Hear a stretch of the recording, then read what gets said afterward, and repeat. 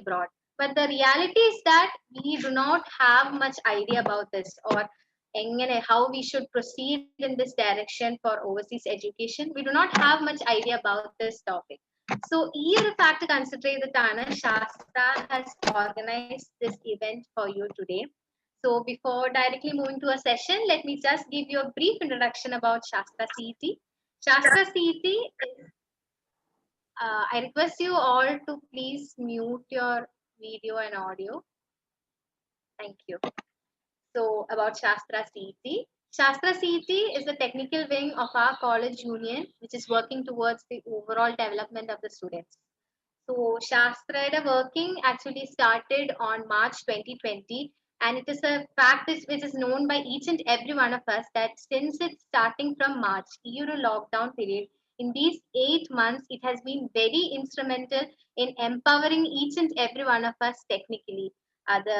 It has organized a lot of events, whether it be the MOOC placements and other sessions or some webinars and sessions. It has organized a lot of events for us and for helping us. So today, this overseas education is also an attempt by Shastra for helping you all. And before starting this session, let me just tell a bit about CET Roots. This session would not have been possible without the support that we have from CET Roots. We all know that CET Roots is an organization which is started by the alumni for supporting the students of CET. And CET oro CET nu ariyavunna oru fact aanu, the greatest pride that we have is our alumni network, because we have been blessed with a very active and energetic alumni network. And Shastra inception thottittanengilum CET Roots has always been there supporting us and organizing a very large amount of events for us. And a few members of CET Roots is here with us today. I welcome them all to this session today. And now moving on about today's session. To take this session today, we have with us Ms. Prashobha P. Madhu ma'am. She's a study abroad consultant.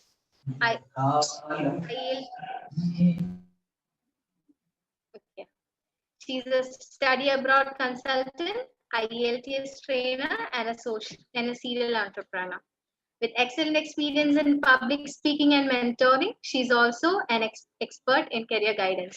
So it is a pleasure to have you here with us today, ma'am, and I welcome you to today's session. Thank you very much, Sesna, for welcome, the wonderful introduction. Thank you so much. It's even more encouraging to see the number of participants in here. So it is great. I mean, the activities that you explained, it is wonderful what CET Roots and Shastra is doing. So I'm glad to be part of this, and I hope I can start off with the session. Yeah. So today she'll yes, ma'am. So today she'll be taking this session on overseas education. And if any of you have any queries or doubts that you have to ask to her, you can put it in the chat box, or there'll be an FAQ session in the end. So we'll move on to you, ma'am. Yes, thank you. Thank you so much, Sesna. So thank you all. Good evening, everyone. Thank you all for the participation. I hope you will all enjoy the session. Now, in this session, basically what we're going to cover is, like Sesna was saying, education, overseas education, അല്ലെങ്കിൽ overseas studies workനെ കുറിച്ചുള്ള നിങ്ങളുടെ clarification, whatever clarifications you would require, we will be covering everything during the session. So let's make it maximum interactive. In the questions and raise your hand or put in the chat box so that we can discuss. Okay, so utilize the session, ensure that you are available until the end of the session so that we can have a detailed discussion, right, to the extent possible. Okay, so allow me to share the screen, please.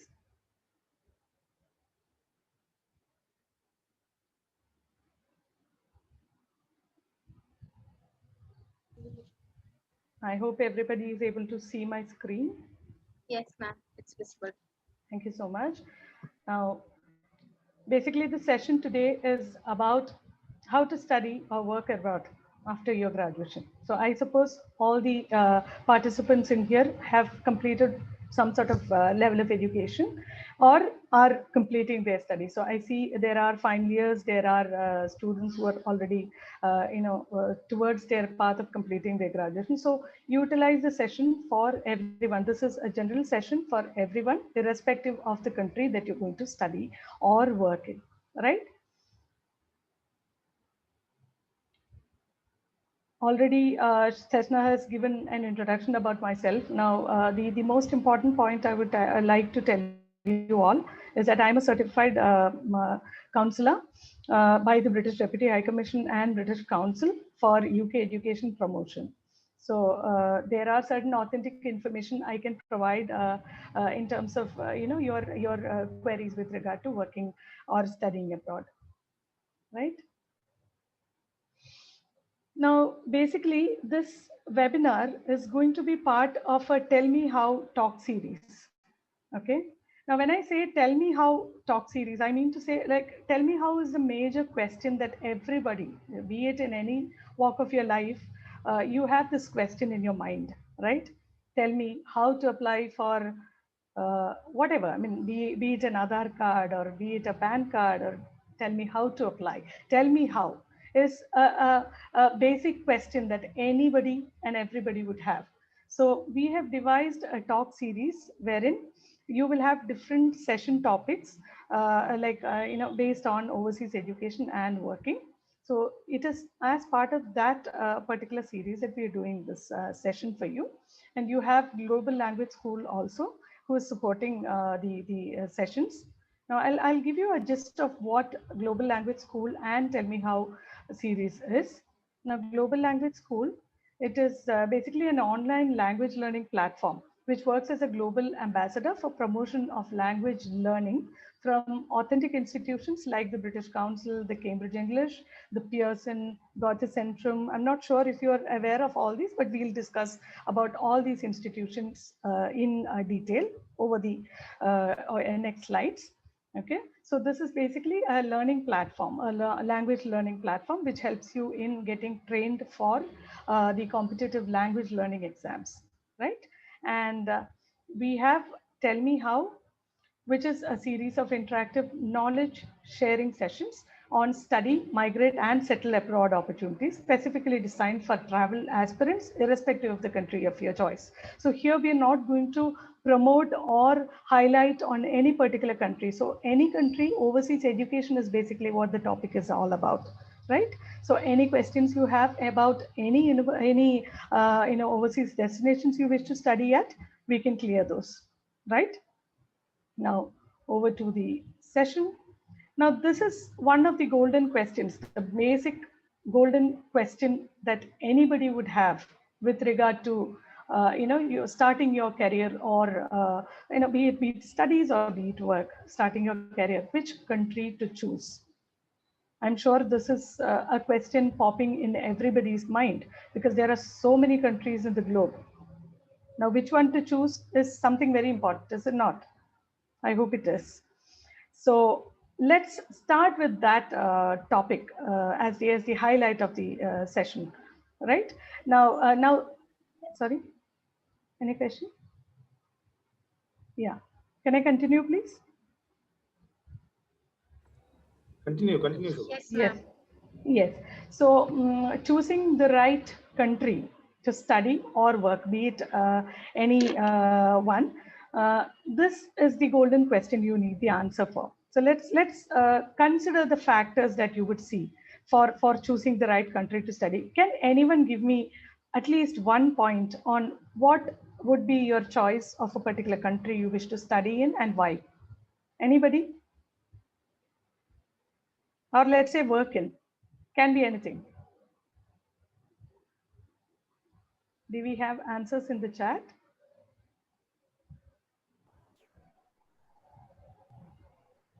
Anybody?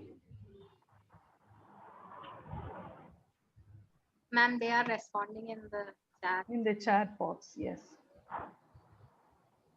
Yes. I'm unable to see the chat box. Shasna, can you help me with that answer from anyone? Yeah, Ayush has said there are a lot of answers. Ayush has said language, Mm-hmm. Abhishek, opportunities available after studying. Hari Krishnan has said infrastructure. Excellent. Okay. Then environment. Jokpal has said cost of education, cost of living, flexible immigration laws, job security, scholarship, job opportunities. Excellent. That continues, I suppose. Yes. Yeah. So that is a very big list, right? So it is quite a lot we have to discuss in here, which is basically what we understand from the chat box, right? So let's discuss on each of the topic, right? Within the limited time we have, we will discuss on all these topics from all these, participants, right? Now, I have jotted down certain points to consider when you're making your country choice, right? Be it to study, be it to work. Okay, so let's discuss on each topic. Whatever is not found here, I want one of you to maybe point out. We'll discuss on that, right? Now, as far as I'm concerned, I see location as a very, very important point of consideration when you choose to study or work. Agree or not? When I say location, be it your employment location or be it your college, being part of the, I hope 70% of the participants are fresh graduates or current learning students. So I'm sure you would be looking for a happening city to study in or work in. Am I right? I hope I am. If not, kindly tell me. Now, when I say a happening city, now that basically means, see, it all, everybody has a dream or the other when you choose to study or work in a country. So the country that you choose and the city that you choose to study in or work in should be a happening place in terms of technological advancement, right? Something that is different from what we see in our country is basically what anybody would look for, right? So I suppose one should be looking at a highly developed or a developing country to have his or her studies in. Now, the second point of consideration should be this: moderate to high living expenses. Now, do you notice the fact that I have not mentioned low living expenses?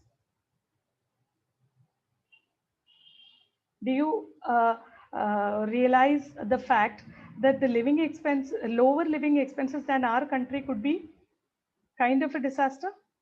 I don't want to use that name, but then yes, it could be, right? If living expenses are lower than our country, quite obviously we are not going to look for an overseas destination to study or work at, right? So you should be considering this factor also: moderate to high living expenses, right? Considering your budget. Now, as rightly said, who had pointed out job opportunities, which is correct. The number of job opportunities you have in an abroad destination. Now, as far as what you guys know, how do you assess and understand the job opportunities in a country? Anybody? How do you understand? ഈ കൺട്രിയിൽ ഒത്തിരി job opportunities ഉണ്ട് എന്ന് നമ്മൾ എങ്ങനെയാണ് realise ചെയ്യാൻ പറ്റുക നമുക്ക്? Is there an option to understand this? ഉണ്ടോ? Anybody?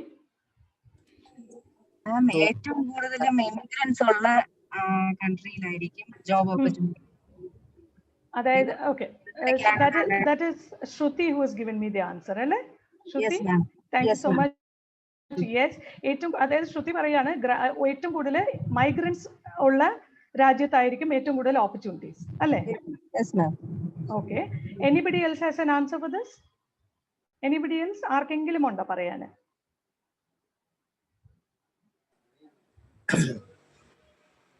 മാം, ഇൻഡസ്ട്രി ബേസിസിലാണ് കൂടുതലും എന്നാണ് എന്റെ ഒരു അഭിപ്രായം. ഓക്കെ രാഹുൽ, ഇൻഡസ്ട്രി ബേസ്ഡ് എന്ന് പറയുമ്പോൾ ഒന്നുകൂടി ഒന്ന് ക്ലാരിഫൈ ചെയ്യാമോ, എന്താണ് ഉദ്ദേശം? മാം, ഇപ്പൊ എഞ്ചിനീയറിംഗ് തന്നെ എടുക്കുവാണെങ്കിൽ ഓരോ ഫീൽഡിനും ഓരോ രാജ്യങ്ങളാണ് കൂടുതലും ഓപ്പർച്യൂണിറ്റീസ് കൊടുക്കുന്നത്. ഇപ്പൊ ഒരു മെക്കാനിക്കൽ എഞ്ചിനീയറിനെ സംബന്ധിച്ചിടത്തോളം മിഡിൽ ഈസ്റ്റ് ആയിരിക്കും ബെസ്റ്റ് ഓപ്ഷൻ. കാരണം അവിടെയാണ് കൂടുതൽ ഓയിൽ ഫീൽഡ്സും എല്ലാം ഉള്ളത്. അതേപോലെ ഇപ്പൊ നമ്മള് ഇപ്പൊ ജോബിന്റെ കേസിലാണെങ്കിൽ അങ്ങനെ അവിടെ മൈഗ്രേറ്റ് ചെയ്യുന്നതായിരിക്കും നല്ലത്. പിന്നെ മറ്റിപ്പൊ പഠിക്കാനാണെങ്കിൽ ഇപ്പം എന്റെ ഒരു എക്സ്പീരിയൻസിൽ നിന്ന് തന്നെ എന്റെ ഫ്രണ്ട്സ് മാക്സിമം പോയിരിക്കുന്ന കാനഡയിലേക്കാണ്. കാരണം ഇപ്പൊ യൂറോപ്പും അമേരിക്കയൊക്കെ എക്സ്പെൻസീവ് ആയതുകൊണ്ട്. ഓക്കെ, ദാറ്റ്സ് ഓൾ മാം. ശരി. അപ്പം രാഹുലിന്റെ thank you so much Rahul, നല്ല പോയിന്റ് ആണത്. വേറൊരു കാര്യം, ഇപ്പൊ ഈ ഓട്ടോമൊബൈൽ എഞ്ചിനീയേഴ്സിന് ഏറ്റവും നല്ല കൺട്രി ഏതായിരിക്കും പുറത്തേക്ക് ചൂസ് ചെയ്യുമ്പോ? ജർമ്മനിയാണ് എന്റെ. എക്സലന്റ്. അപ്പോൾ ഞാൻ വളരെ നല്ലോണം അത്യാവശ്യം റിസർച്ച് ചെയ്ത ഒരു ക്രൗഡിന്റെ അടുത്താണ് ഇരിക്കുന്നത്. I'm very happy. Like you are sensible. I mean you are giving answers with sense. അപ്പം which is good. This is basically what I want. അപ്പം ഈ പറഞ്ഞ കൂട്ട് ജോബ് ഓപ്പർച്യൂണിറ്റീസ് എനിക്ക് പക്ഷേ നേരത്തെ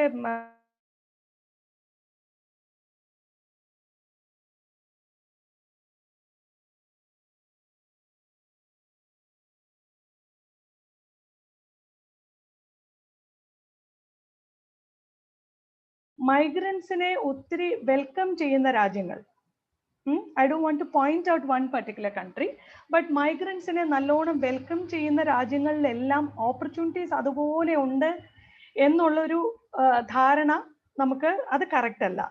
എന്താണ് റീസൺ എന്നും കൂടെ ഞാൻ പറഞ്ഞുതരാം. കാരണം എന്താണെന്ന് വെച്ചാൽ ഈ മൈഗ്രൻസിനെ ഒരുപാട് അട്രാക്ട് ചെയ്യുമ്പോൾ അതിൻ്റെ പിന്നിൽ ഒരു കാര്യവും കൂടെയുണ്ട്. അതായത് country, yes there are certain things to be explored എന്നുള്ള ഒരു എന്താ പറയണേ മെസ്സേജും കൂടെയാണ് നമുക്ക് മൈഗ്രേഷൻ ഫ്രണ്ട്ലി ആയിട്ടുള്ള രാജ്യങ്ങൾ തരുന്നത്. അതായത് ദേ വാണ്ട് ഹൈലി സ്കിൽഡ് ആയിട്ടുള്ള migrants to come over to their country and contribute to the economy. You get my point? മനസ്സിലായോ? അതായത് നിങ്ങൾ ആ കൺട്രിയുടെ എക്കണോമിയിലേക്ക് നിങ്ങൾ ഒരു ഹൈലി സ്കിൽഡ് മൈഗ്രൻ്റ് ആയിട്ട് നിങ്ങൾ വന്നിട്ട്, ഹൈലി സ്കിൽഡ് എന്ന് ഞാൻ പറയുമ്പോൾ in terms of language skills, in terms of qualification, in terms of having enough finances also, എല്ലാ രീതിയിലും. കാര്യം ഒരു മൈഗ്രേഷൻ പ്രൊഫൈല് എന്ന് പറയുന്നത് ഹൈലി സ്കിൽഡ് ആയിരിക്കണം. അപ്പോൾ ഒരു ഹൈലി സ്കിൽഡ് ആയിട്ടുള്ള ഒരു കാൻഡിഡേറ്റിനെ വെൽക്കം ചെയ്യുന്നതിലൂടെ ആ രാജ്യം എക്സ്പെക്ട് ചെയ്യുന്നത് എന്താണെന്ന് വെച്ചാൽ they want people to explore the opportunities and create എക്കണമിയെ ഒന്ന് ഇത് ആർക്കെങ്കിലും ഈ പോയിന്റ് ചലഞ്ച് ചെയ്യാനുണ്ടെങ്കിൽ പറയണം. കാരണം ഇത് ഒരു വ്യൂ പോയിന്റ് ആണ്, റൈറ്റ്? അപ്പം ഇതാണ് ഒരു ഇമിഗ്രേഷൻ ഫ്രണ്ട്ലി രാജ്യത്തിന്റെ ഒരു പരിധി വരെയുള്ള ആറ്റിറ്റ്യൂഡ്, റൈറ്റ്? അപ്പം മൈഗ്രൻസ് കൂടുതൽ ഉണ്ട് എന്നുള്ളത് is not an indication that the country has lot of opportunities, right? It could be that you have to go to the country, explore the opportunities and add to contributing to the economy of the country. അപ്പോൾ അതുകൊണ്ട്, right? അപ്പോൾ അങ്ങനെ ഒരു ഫാക്ടറാണ്. Now, as you rightly said, നമ്മൾ location choose ചെയ്യുമ്പോൾ ഈ പറഞ്ഞിട്ട് ജോബ് ഓപ്പർച്യൂണിറ്റീസ് ഒരു വലിയ ഫാക്ടറാണ്. You should do your bit of research when you are choosing a particular country to study or work in, right? Now, അടുത്ത point, value of the local currency. Do you think this is important? നിങ്ങൾ local currency എന്ന് പറയുമ്പോൾ നമ്മുടെ Indian റുപ്പിയും അവിടുത്തെ particular local കറൻസിയുമായിട്ടുള്ള ഒരു comparison. Now, when you say UAE local currency എന്താണ്? Dirhams ആണ്. ദിർഹംസിന്റെ conversion rate എന്താണ്? Mostly 18 to 20 rupees. One dirham is mostly 18 to 20 rupees. Exactly. So one dirham is equal to 18 to 20 rupees. Now, when it comes to Canada, what is the conversion rate? Are working? 50 to 55. 60 to 55. I think. Exactly. 50 to 55. Alle US dollars or 79, 80. Exactly. 74. 75 to 80. Yes, 68 to 70 അല്ലെ, average ആ range ഒക്കെയാണ് വരുന്നത്. അതുപോലെ ഇനി യൂറോപ്പിലേക്ക് പോകുമ്പോൾ നമ്മുടെ European എന്താണ് യൂറോയുടെ റേറ്റ് എന്താണ് അറിയാമോ? Anybody nose? 80 അല്ലേ? 80 പ്ലസ് അല്ലേ യൂറോയുടെ റേറ്റ്? 18 അല്ല 80 കേട്ടോ. 80 പ്ലസ് ആണ് യൂറോയുടെ റേറ്റ്. 75 to 80 പ്ലസ് ആണ് യൂറോയുടെ rate. Now, when it comes to UK, united കിങ്ഡമിലാണെന്നുണ്ടെങ്കിൽ പൗണ്ട്, ഗ്രേറ്റ് ബ്രിട്ടൻ പൗണ്ടിന്റെ റേറ്റ് എന്താണ്? Exactly. Now 100 ശരിയാണല്ലോ. Now, where does this value of local currency come? ഇത് ഒരു ഫാക്ടർ ഓഫ് കൺസിഡറേഷൻ എപ്പോഴാണ്? No, ഒരു ഫാക്ടർ ഓഫ് കൺസിഡറേഷൻ ആയിട്ട് ഈ value of the local currency വരുന്നത് എപ്പോഴാണെന്നറിയാമോ? നിങ്ങളുടെ ഈ irrespective of the country number of hours of working എല്ലായിടത്തും എത്രയാണ്? ഏത് കൺട്രി എടുത്താലും 8 hours. 8 hours. ഒരു കൺട്രിയിലും 8 hours ഒരു കൺട്രിയിലൊന്നും പറയാൻ പറ്റില്ല. എക്സ്ട്രാ അവേഴ്സ് വർക്ക് ഉണ്ട്. $18. $18 കിട്ടിയില്ല. അത് 40 hours a week. 40 hours a week. Excellent. അതായത് ഞാൻ ബേസിക്കലി പറഞ്ഞു വന്നത് 8 hours ആണ് ബേസിക്കലി ഒരാളുടെ ഒരു ഹ്യൂമന്റെ വർക്കിംഗ് അവേഴ്സിന്റെ numbers fixed in be it any part of the world. ശരിയാണോ? അപ്പോ വാല്യൂ ഓഫ് ലോക്കൽ കറൻസി എവിടെയാണ് ഇമ്പോർട്ടന്റ് ആവുന്നത്? നമ്മുടെ നമ്പർ ഓഫ് അവേഴ്സിന് ഒരു വ്യത്യാസവും ഏത് രാജ്യത്താണെങ്കിലും വരുന്നില്ല. പക്ഷേ കറൻസിയുടെ വാല്യൂ എന്താ പറ്റുന്നേ? ഇറ്റ് ഈസ് ഡിഫറെന്റ് അല്ലേ പല കൺട്രീസിലും? അപ്പൊ do you think that is A factor for consideration? ആണോ? ശരിയല്ലേ? കാരണം നമ്മൾ യു കെയിലെ 8 hours വർക്ക് ചെയ്യുമ്പോൾ നമുക്ക് കിട്ടുന്ന 800 rupees per day ആണെന്നുണ്ടെങ്കിൽ ഓൺ എ മിനിമം നമ്മൾ കാൽക്കുലേഷനിൽ നോക്കുകയാണെങ്കിൽ ഓരോ കൺട്രിയുടെയും കാൽക്കുലേഷൻ നമ്മൾ നോക്കുമ്പോൾ ഇറ്റ് ഇസ് ടോട്ടലി ഡിഫറെന്റ് അല്ലേ? ഭയങ്കര ഡിഫറൻസ് ഉണ്ട് റേറ്റ്സിൽ. So this is also one point to be considered. മനസ്സിലായോ? നമ്മളൊരു കൺട്രി ചൂസ് ചെയ്യുമ്പോൾ that is also one point of consideration, right? So I feel value of the local currency is also an important point to be considered when you are choosing a country to study in, right? Now, this is the least important point as far as I am concerned. I don't know anybody can challenge that point, but എനിക്ക് തോന്നുന്നത് the place you have your best buddy or relative already settled in, is that a point of consideration? ചിലർക്ക് ആയിരിക്കാം അല്ലേ? ചിലർ പറയും എൻ്റെ relative ഇന്ന കൺട്രിയിലുണ്ട്, so I'm going there. അല്ലെങ്കിൽ ചില ആൾക്കാർ പറയും my senior is already there in that country, so I'm happy with the country, I'm going there. അങ്ങനെയും ചൂസ് ചെയ്യുന്ന ആൾക്കാരുണ്ട്. So it depends on your choice. So basically location പ്രിഫറൻസിനകത്ത് major ആയിട്ട് നിങ്ങൾ കൺസിഡർ ചെയ്യേണ്ട കുറച്ച് points ഇതൊക്കെയാണ്. Like it should be a happening city, it should be giving you a moderate to high standard of living plus the living expenses. Pinne it should be giving you job opportunities after completion of your studies or whatever work aanengil angane basically studies there. Pinne value of the local currency of that country and the place you have your best relative enikku thonnu nammade students inde idayil you will not be happy alle when you have your relative in that country. No, I was just kidding, okay? I did not mean that. But still, yes, there are certain students who come and tell us, when I was 17 years, I activities like education counseling. But chala students who annatha parayum chechi enne inna aal avade undu adonde enikku avade ponda, give me some other country. Is there anybody with that thought? Angeneyaru undu indelle? That's what I said. Angeneyum aalkarundu. Yeah. Privacy, ma'am, privacy. Sorry? Privacy. What privacy do you want? In the country you are already experiencing privacy. Privacy. No, ma'am. Relatives will always be on your tail and watching what are you doing and reporting it back to your parents, maybe. Excellent. So, look at the thought, guys. Excellent. Parents online. No, ma'am. I have told them already. I am very open with them. Excellent. Okay. Good, Jason. Wonderful. അപ്പോൾ നമുക്ക് അടുത്ത പോയിന്റിലേക്ക് പോകാം. നമ്മളിപ്പോൾ പറഞ്ഞു location is one point of consideration. Now second point is ranking of the institution. ഇപ്പൊ നമ്മൾ ഇത് സ്റ്റഡീസിനെ മാത്രം ഹൈലൈറ്റ് ചെയ്തുകൊണ്ടുള്ള ഒരു പോയിന്റ് ആണ്. Like ranking of the institution that you're going to choose to study in. Now ഇതൊരു ഇമ്പോർട്ടൻറ്റ് ഫാക്ടർ ഓഫ് കൺസിഡറേഷൻ ആണ് ഒരുപാട് സ്റ്റുഡൻസിന്. Now അതിന്റെ ഏറ്റവും വലിയ എക്സാമ്പിൾ ആണ് എഞ്ചിനീയറിംഗ് എന്ന് പറയുമ്പോൾ നമ്മുടെ മനസ്സിൽ ആദ്യം ഓടിയെത്തുന്ന I mean at least in Kerala ഏത് ഇൻസ്റ്റിറ്റ്യൂഷൻ ആണ് ആദ്യം വരുന്ന മൈൻഡിൽ? Anybody? Obviously, proud CETians should be saying this. Alle? It is true. CET. Exactly. Karanam CET, like when we say engineering students in the idayil oru highlight institution aanu CET. So adupole nammal organizations inde ranking aanengilum ratings aanengilum okke is an important factor for considering. Alle? when you are choosing abroad. നമുക്കിപ്പോൾ കേരളത്തിലായതുകൊണ്ട് we know yes CET is a pride organization ആണ് എന്നുള്ളത് നമുക്കറിയാം. പക്ഷേ പുറത്താകുമ്പോഴത്തേക്കും നമുക്ക് എന്ത് ചെയ്യേണ്ടി വരും? External ഫാക്ടേഴ്സിനെ rely ചെയ്യേണ്ടി വരും to understand whether a institution is ranked or rated or good or bad or whatever it is. അല്ലേ? അപ്പൊ അത് അന്വേഷിക്കാനുള്ള മാർഗം എന്താണ് എന്നുള്ളതായിരിക്കണ്ടേ നിങ്ങളുടെ നെക്സ്റ്റ് തോട്ട്? ശരിയല്ലേ? അപ്പൊ നമുക്ക് അവിടെ ഞാൻ പറയുന്നത് ഇതൊരു മേജർ പോയിന്റ് ആണ്. പണ്ടാണെന്നുണ്ടെങ്കിൽ ഒരു 5 years ബാക്ക് ആണെന്നുണ്ടെങ്കിൽ ഞാൻ ഈ പോയിന്റ് പറയത്തേ ഇല്ല. റിവ്യൂസ്, കാരണം നമുക്ക് ഈ റിവ്യൂസിൽ വലിയ കാര്യമായിട്ട് നമുക്ക് നോക്കാനായിട്ടുള്ള ഓപ്പർച്യൂണിറ്റീസ് ഓപ്ഷൻസ് ഒന്നും ഇല്ല അല്ലേ?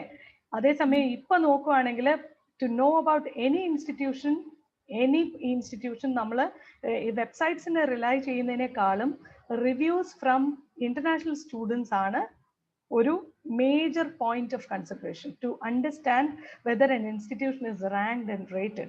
Infrastructure മാത്രമല്ല considering factor. ശരിയല്ലേ? വലിയ ഇൻഫ്രാസ്ട്രക്ചറും വലിയ ക്യാമ്പസും ഉണ്ടെന്ന് പറഞ്ഞിട്ട് കാര്യമില്ല ഓവർസീസ് ആവുമ്പോൾ അല്ലേ? ഫീസ് കൂടുതലാണെന്ന് പറഞ്ഞിട്ട് കാര്യമില്ല. അതൊന്നുമല്ല factors of consideration. It should have good reviews from international students.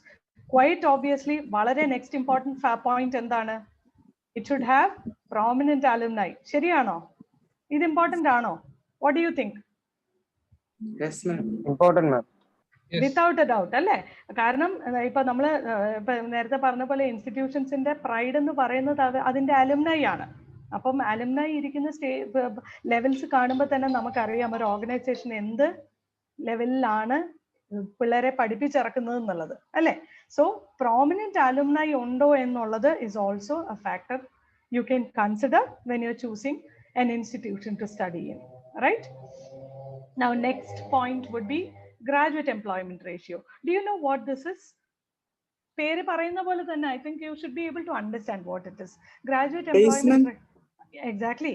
Graduate employment ratio എന്ന് പറഞ്ഞാൽ it could be like നിങ്ങൾ മാസ്റ്റേഴ്സ് കഴിഞ്ഞിട്ടാണെങ്കിലും ബാച്ചിലേഴ്സ് കഴിഞ്ഞിട്ടാണെങ്കിലും ഒക്കെ പുറത്തുള്ള യൂണിവേഴ്സിറ്റീസ് പുറത്തുള്ള ഇൻസ്റ്റിറ്റ്യൂഷൻസ് ഒരു ഈ സ്റ്റുഡൻസിന്റെ പ്ലേസ്മെന്റ് റെക്കോർഡ്സിന്റെ ബേസിൽ ഒരു എംപ്ലോയ്മെന്റ് റേഷ്യോ ജനറേറ്റ് ചെയ്യും.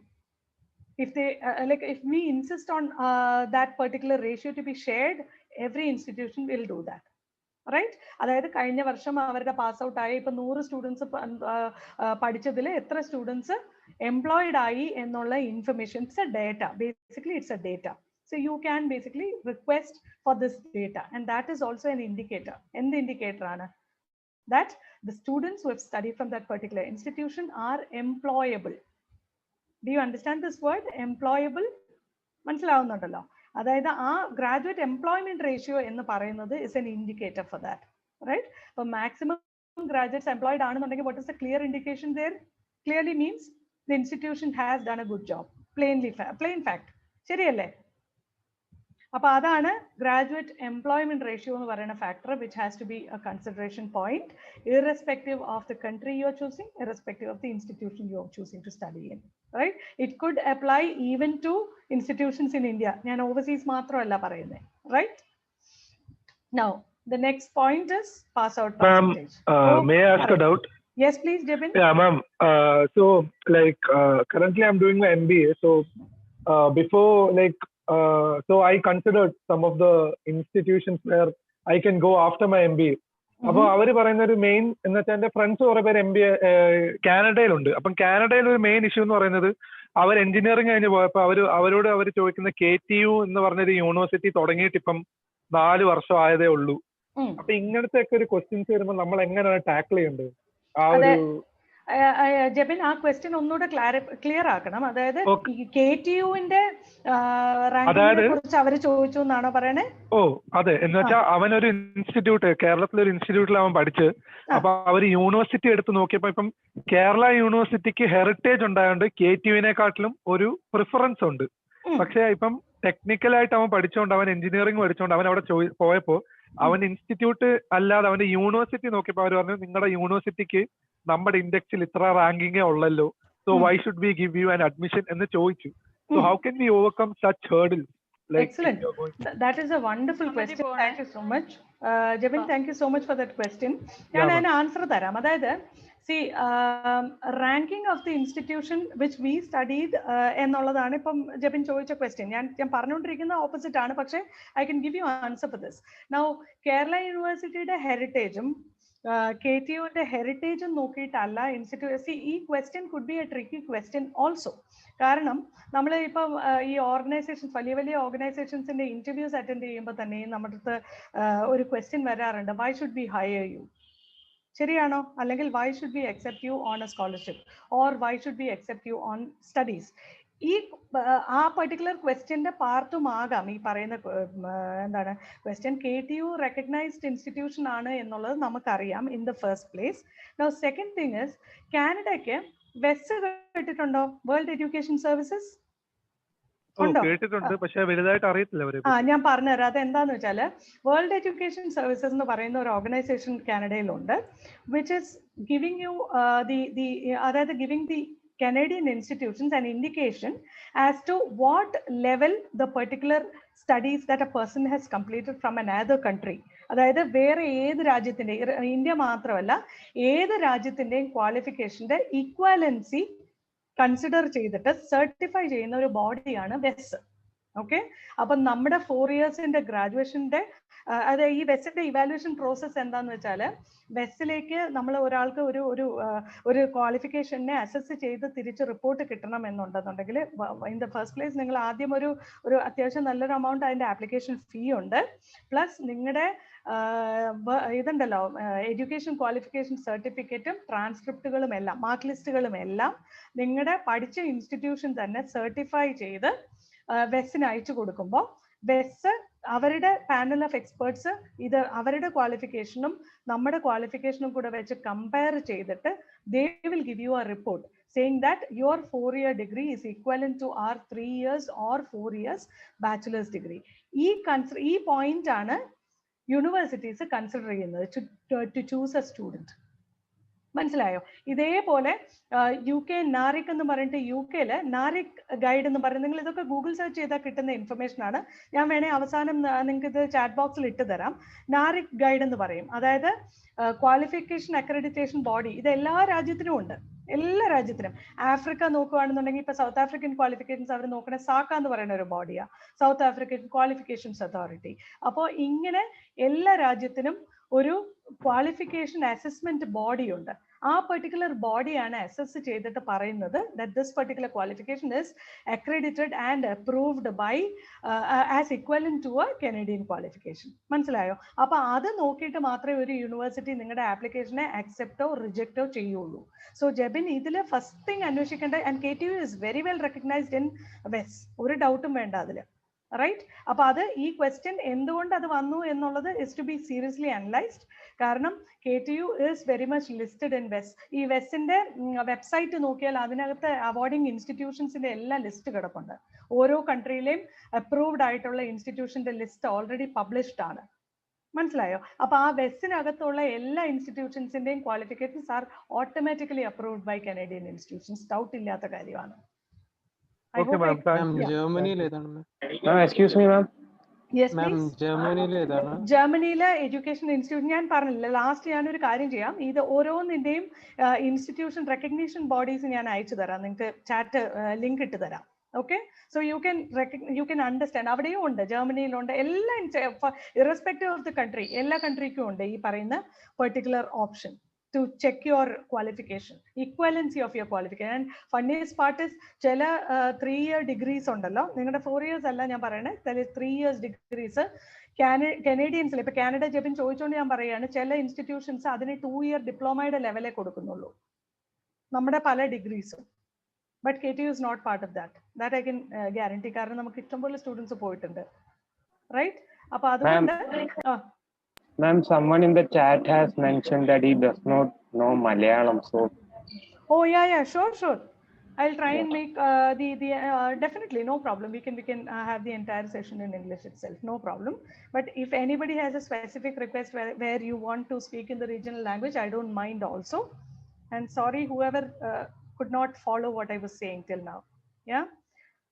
Basically for that particular person, see, we were talking about the equivalency of qualifications in India with those in other countries. right? I was talking about WES, which is the equivalency assessing body in Canada. Okay, and in fact, WES is also approved for US qualifications equivalency as well. Cut off.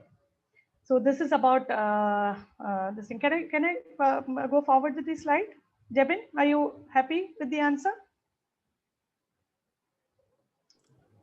Yeah, I think we should carry on, Shobha. Yeah, ma'am, sure. I'm happy. Thank you. Thanks a lot. Thank you so much. Yes. Now on to pass out percentage. Now, do you think this is an important point of consideration when you're choosing a university or a college to study in? Pass out percentage. What do you mean by this? When I say pass out percentage, now that basically means 100% pass out. You're used to see such advertisements and awards and accolades section. The universities highlight this point, or colleges highlight this point, right? So this is one important point of consideration, the pass out percentage. Now, if a university or college claims that they had 100 students for last year, it should be a 10% pass out, right? If it is not a 10% pass out, what could be the reason why it is not a 10%? Chances are that the candidate was not good, but there are chances wherein the teaching quality was not that good. Am I right? Academicians will kill me now. I know that. But no, I'm being honest on that. It could be because the training and the support services was not that good. That could also be the reason for a reduced pass out percentage. So you have to consider this point also. It is ideal to consider this point also when you're choosing to study in a university or a college abroad, right? Now, moving on to the third point, when you are looking at, considering an institution to study in, is this a point of consideration? Affordability? What do you? It is a very important factor, right? Now, when I say affordability, now, what is an affordable range of tuition fee? Do we have an explanation for this? We normally don't, right? Because affordability of different classes is different. Classes in the society, I meant to say, right? You cannot say everything is affordable to everyone, but there could be situations wherein certain people feel that, oh, this is more than what I can afford, or this is quite close to, or very much cheaper when compared to my affordability. So it could be a mix. Okay, so what you should basically do is, as an individual, if you're listening as an individual, what you should do is to consider affordability. The first thing you should look at the fee structure, which is best fitting your budget. It is very important, right? Because you might be aiming at an Oxford or a Cambridge, but it could so come out or turn out that you are not able to afford that, right? There could be situations like that also.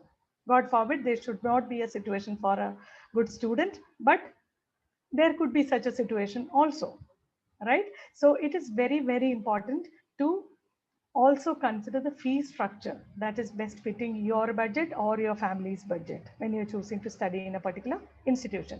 Now, supposing there are good institutions which are giving you scholarship opportunities, am I right? There are many from Kerala who are traveling on scholarships. Believe it or not, there are so many on full scholarships. Those who are traveling to Oxford and Cambridge on full scholarship are there from Kerala. And it is not a myth or just a point just said for the sake of it. You can inquire this, right? So there are scholarship opportunities, immense scholarship opportunities available with different institutions across the globe. Take any country, right? But there are disclaimers, there are asterisk marks on top of this, right? When universities give you or you see a university's advertisement, there could be an asterisk over that saying that conditions apply, right? So yes, there are opportunities for scholarships also. Now, how important is this? Providing installment options for payment. Do overseas institutions offer you this option? There are many. Okay, there are many institutions which are offering you the option to pay your tuition fee in installments. Right? When I say installments, now for an example, if you choose a university in the UK, the course on the whole is only for 1 year. So don't expect an installment payment plan of 18 months. I hope you get it. Right? So when I say installments, it could be an equal break or a convenient mode of paying, which is devised by a university. But there is no compulsion that somebody has to pay full fees in one go before you travel. There are options. We can explore those also. Now, the last but not the least point of this affordability factor is the living cost matching with part-time earnings. Is it important? I'm sure somebody would have questions. It is important, right? Karanam, when you're choosing to study in a country which is offering you part-time job opportunities, but unfortunately the part-time job earnings will not match with your living cost in the country, will that help you? It will not, right?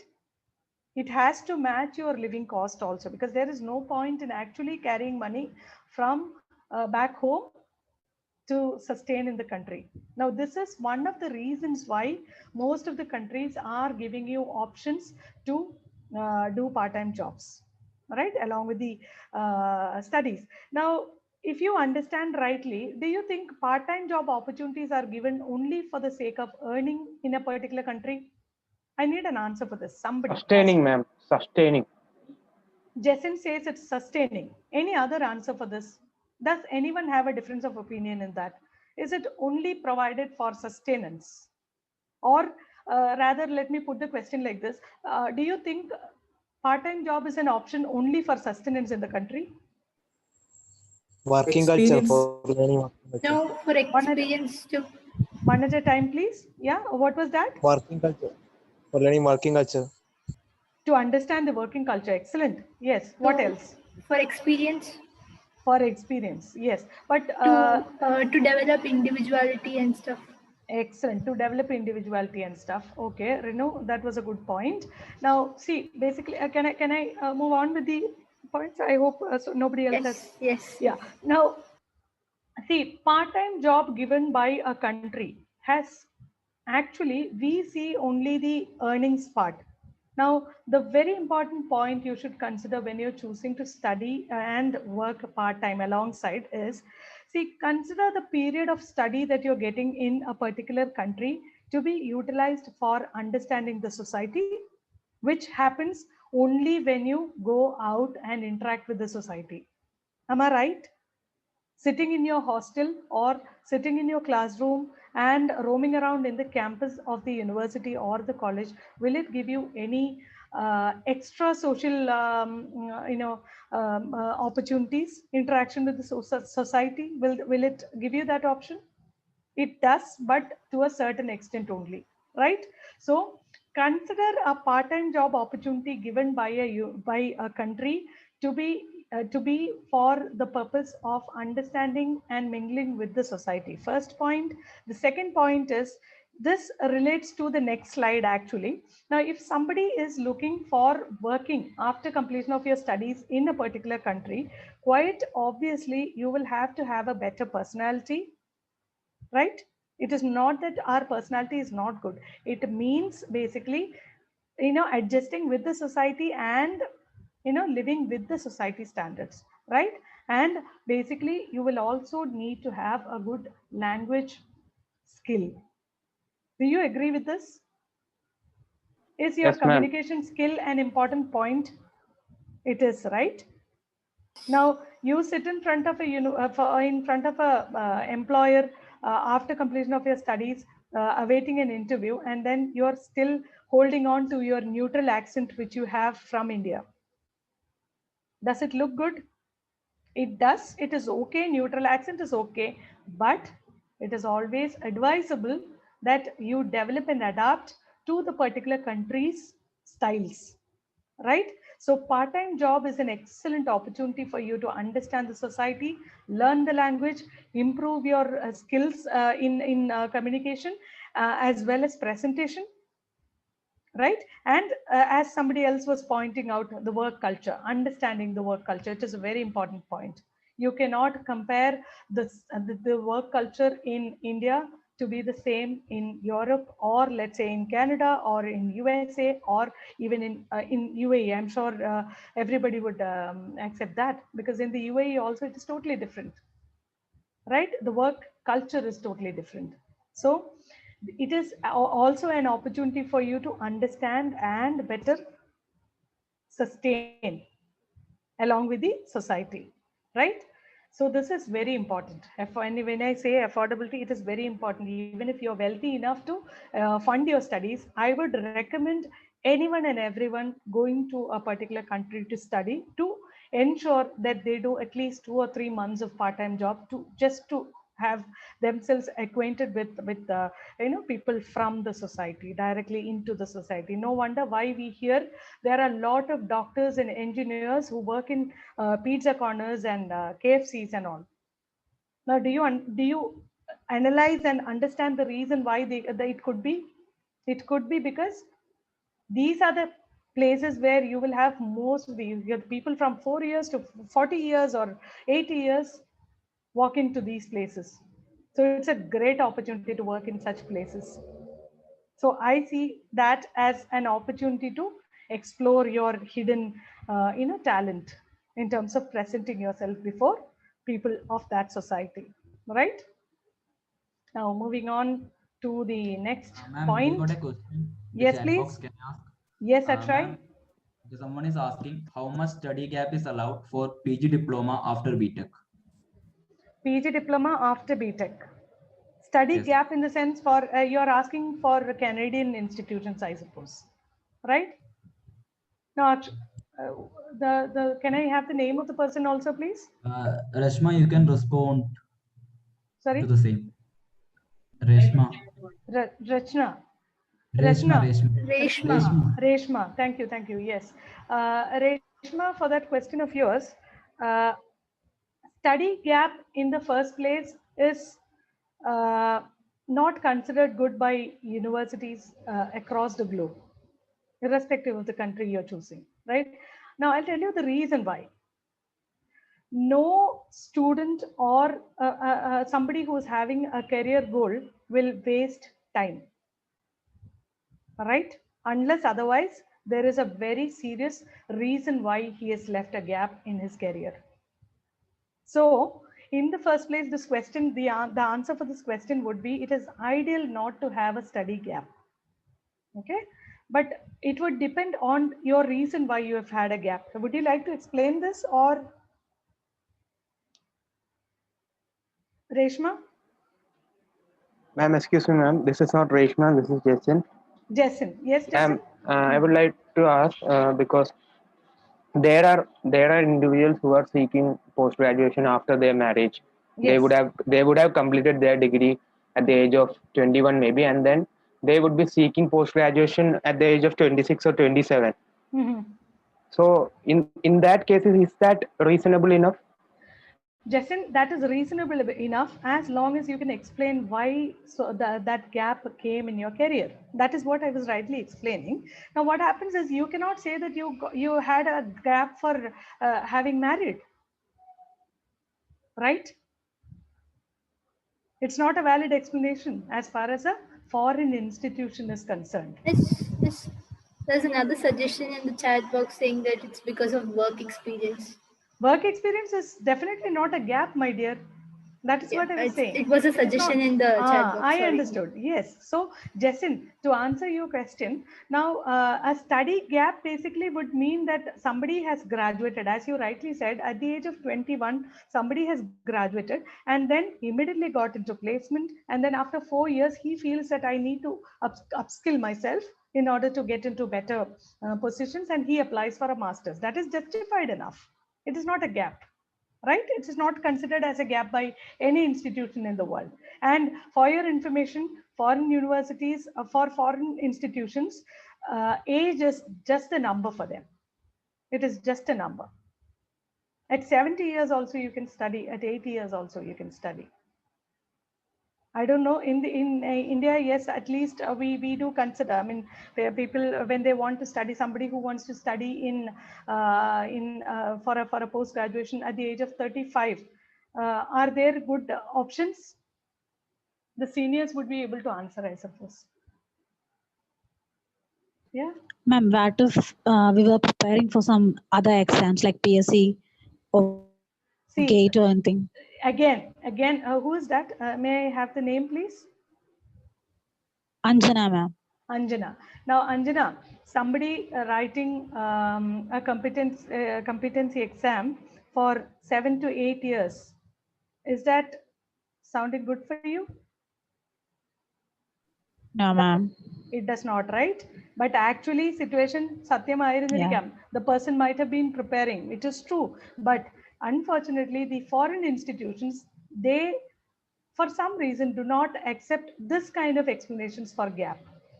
Right? When you say marriage, when you say maternity, when you say you've been writing a competency exam, all these might even backfire also. Yeah, I'm not talking about the personal sides, but Okay, about the if somebody says, see, there had been a funny situation for which I have come across. I'll tell you. Now, this guy who came with an application for a postgraduate course, after his bachelor's, he completed his bachelor's 3 years back, okay? And he wanted to apply to a Canadian institution. And I asked him, what is the gap for 3 years? And he said, I was preparing for IELTS, okay? It sounded strange for me, but yeah, I said, okay, fine. You were getting yourself trained for IELTS, and may I know your IELTS score? And he was telling me his IELTS score is 5.5.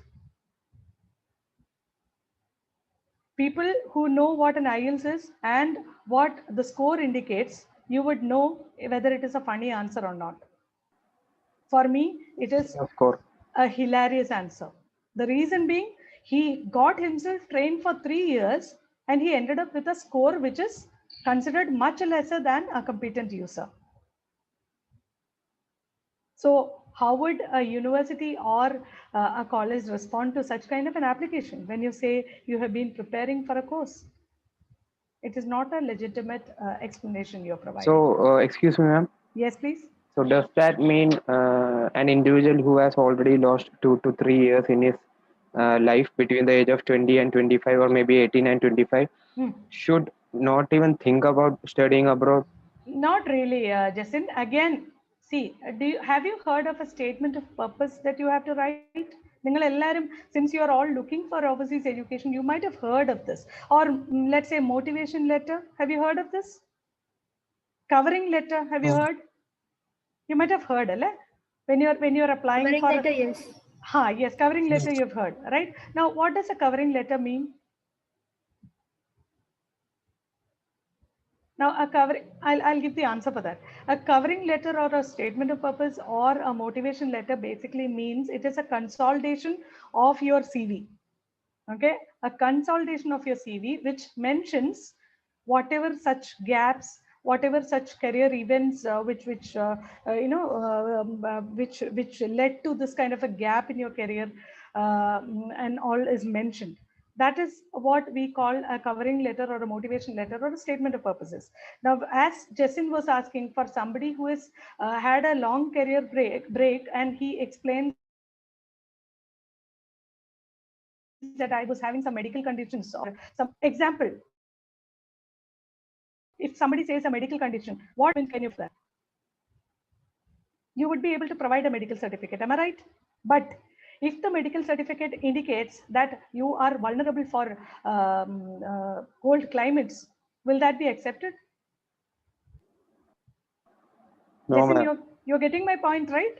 Yes, ma'am. Ma'am, but I just wanted to ask you, there are individuals who go through a lot of emotional stress during these young ages, and then after, when they become mature, I think you can relate to this, and then after they become mature, they suddenly have the urge to raise a career for themselves and settle their lives. I am talking about those individuals.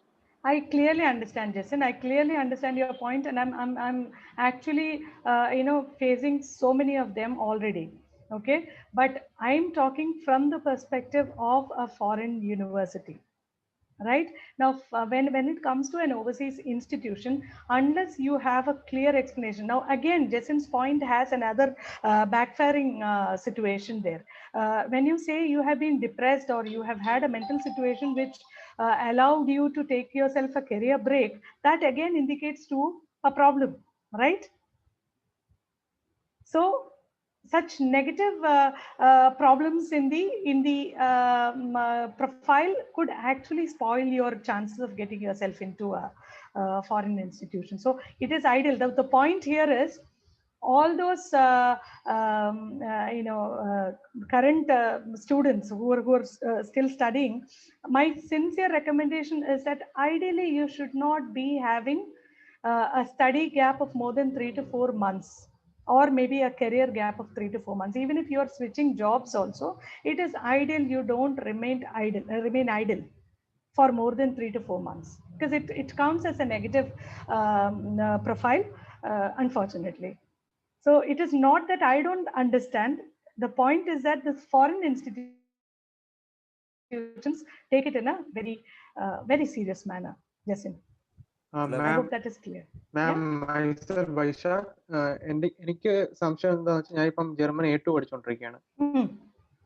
അപ്പോ German പഠിക്കുവാണോ വൈശാഖ്? എനിക്ക്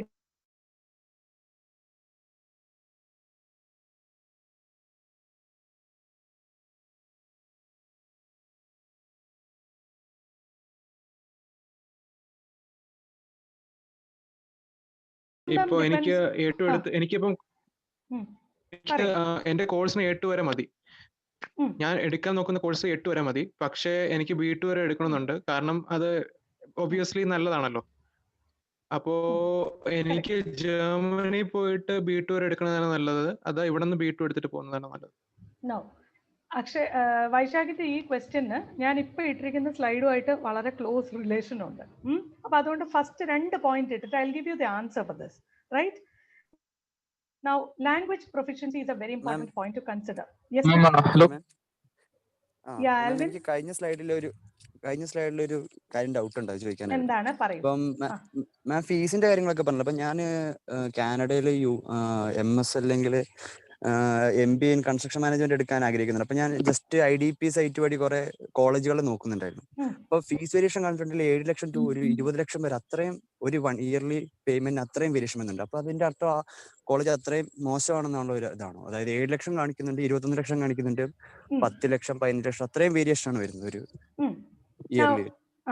മനസ്സിലായി Alvin. ആൽവിന്റെ ക്വസ്റ്റ്യനിൽ തന്നെ അതിന്റെ answer ഉണ്ട്. College മോശമാണ് എന്നല്ല അതിന്റെ അർത്ഥം. അതായത് ഫീസ് സ്ട്രക്ചേഴ്സ്, ബഡ്ജറ്റ് ബേസ് ചെയ്ത് ഫീസ് സ്ട്രക്ചേഴ്സ് ഡിഫറെന്റ് ആവുന്ന എന്തൊക്കെ റീസൺസ് കൊണ്ടാവാം. It could be because the kind of facilities they are providing must be different. ശരിയാണോ? അല്ലേ? അപ്പൊ എല്ലാ ഇൻസ്റ്റിറ്റ്യൂഷനും വലിയ ഹ്യൂജ് ക്യാമ്പസും ഹ്യൂജ് ഫെസിലിറ്റീസും പ്രൊവൈഡ് ചെയ്യാൻ പറ്റിയെന്ന് വരില്ല. ഇതിപ്പോ നമ്മൾ കുറച്ചുകൂടെ സിമ്പിൾ ആയിട്ട് ചിന്തിക്കുകയാണെന്നുണ്ടെങ്കിൽ, നമ്മളൊരു ഫ്ലാറ്റോ വില്ലയോ പർച്ചേസ് ചെയ്യുമ്പോൾ അതിന്റെ ഫെസിലിറ്റീസിനനുസരിച്ച് കോസ്റ്റിൽ ഡിഫറൻസ് വരത്തില്ലേ? ഇല്ലേ? അതുപോലെ തന്നെയാണ് ഇൻസ്റ്റിറ്റ്യൂഷൻസിന് ഡിഫറൻസ്. കാരണം ഇപ്പം ഞാൻ ചോദിക്കുന്ന ഒരു ജോബ് ഓറിയന്റഡ് ആയിട്ടായിരിക്കുമോ എല്ലാ ഇൻസ്റ്റിറ്റ്യൂട്ട് നമ്മളെ ഹയർ ചെയ്യുക, അല്ലെങ്കിൽ ഇപ്പം ഈ ഫെസിലിറ്റീസിന് മാത്രമുള്ള പ്രശ്നങ്ങൾ ഉണ്ടാവും? അപ്പൊ നമുക്കിപ്പോ ഒരു ലോ അഫോർഡബിൾ ആയിട്ട് ഒരു കോളേജ് ചൂസ് ചെയ്യുകയാണെങ്കിൽ നമുക്ക് കുറച്ചും കൂടെ ജോബ് ഓപ്പർച്യൂണിറ്റീസ് കുറയോ അല്ലെങ്കിൽ പ്ലേസ്ഡ് ആകാനുള്ള ചാൻസുകൾ കുറയോ എന്നാണ്. ഇതിന് ആൽവിന്റെ ക്വസ്റ്റ്യൻ നല്ലൊരു ക്വസ്റ്റ്യൻ ആണ് കേട്ടോ. It's very important question. Anybody could consider. Is it important to choose an institution of good rating to get yourself employed after course completion? ശരിയല്ലേ? ഇതാണ് ക്വസ്റ്റ്യൻ. നൗ എന്ത് പറ്റുമെന്ന് വെച്ചാല്, നമ്മൾ നേരത്തെ പറഞ്ഞോട്ട് ഇവിടെ ഇപ്പൊ പ്രൈവറ്റ് എഡ്യൂക്കേഷന്റെ ഓപ്ഷൻസ് ഇഷ്ടം പോലെ ഉണ്ട് നമ്മുടെ നാട്ടില്. ഞാൻ അത് വെച്ച് എക്സാമ്പിൾ കമ്പയർ ചെയ്യാം. അതായത് നമ്മുടെ നാട്ടിൽ നമുക്ക് ഇപ്പോൾ എക്സാമ്പിൾ ഒരു നോർമൽ BCom പഠിക്കണമെങ്കിൽ you can choose university of Kerala, ഏതെങ്കിലും institutions affiliated to University of Kerala. You might as well do a private course. ശരിയാണോ? And you can mention that in the particular, you will be mentioning this in your CV, right?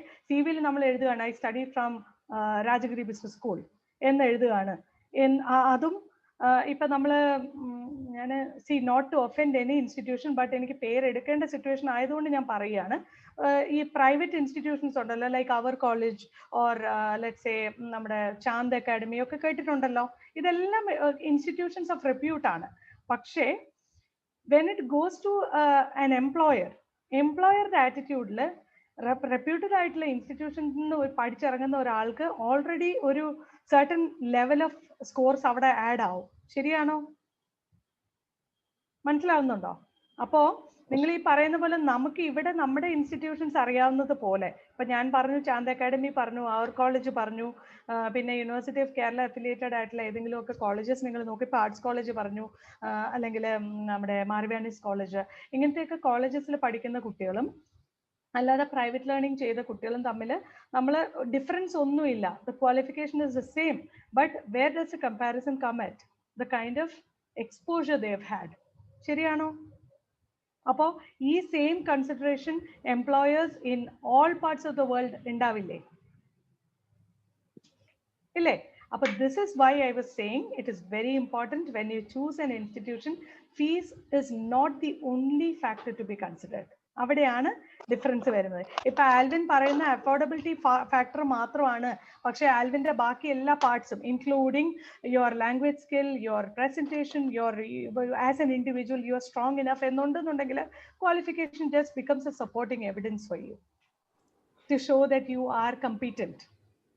അതേസമയം ഒരു overall ഡെവലപ്മെന്റും qualification should add to my CV എന്ന് feel ചെയ്യുകയാണെന്നുണ്ടെങ്കിൽ it is important to choose the institution accordingly. Right? അപ്പൊ facilities മാത്രം ആയിരിക്കത്തില്ല fees കുറഞ്ഞ് ഉണ്ടാവുന്നതിന്റെ ഒരു reason. It could be that also. അത്രേ ഉള്ളൂ കേട്ടോ. അപ്പൊ that does not mean institution cheap ആയതുകൊണ്ടല്ല. It could be because the facilities they are offering is lesser when compared to the other institution. Right? Shobha, can I pitch in? Sorry. Yes, please. Yes. Possible that you can carry on with the slides, and yes, then like questions can come later on. Definitely, please. Thank you, Shobha. Yeah, thank you. So let's go on to language proficiency. This was something we were discussing about.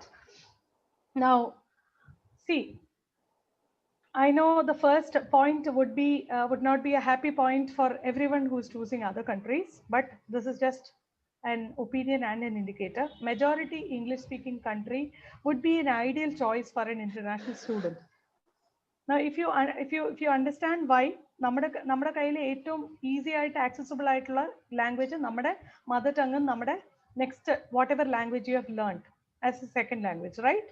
So if you choose a majority English speaking country, it will be easy for you to, I mean, there is no much preparation that is needed.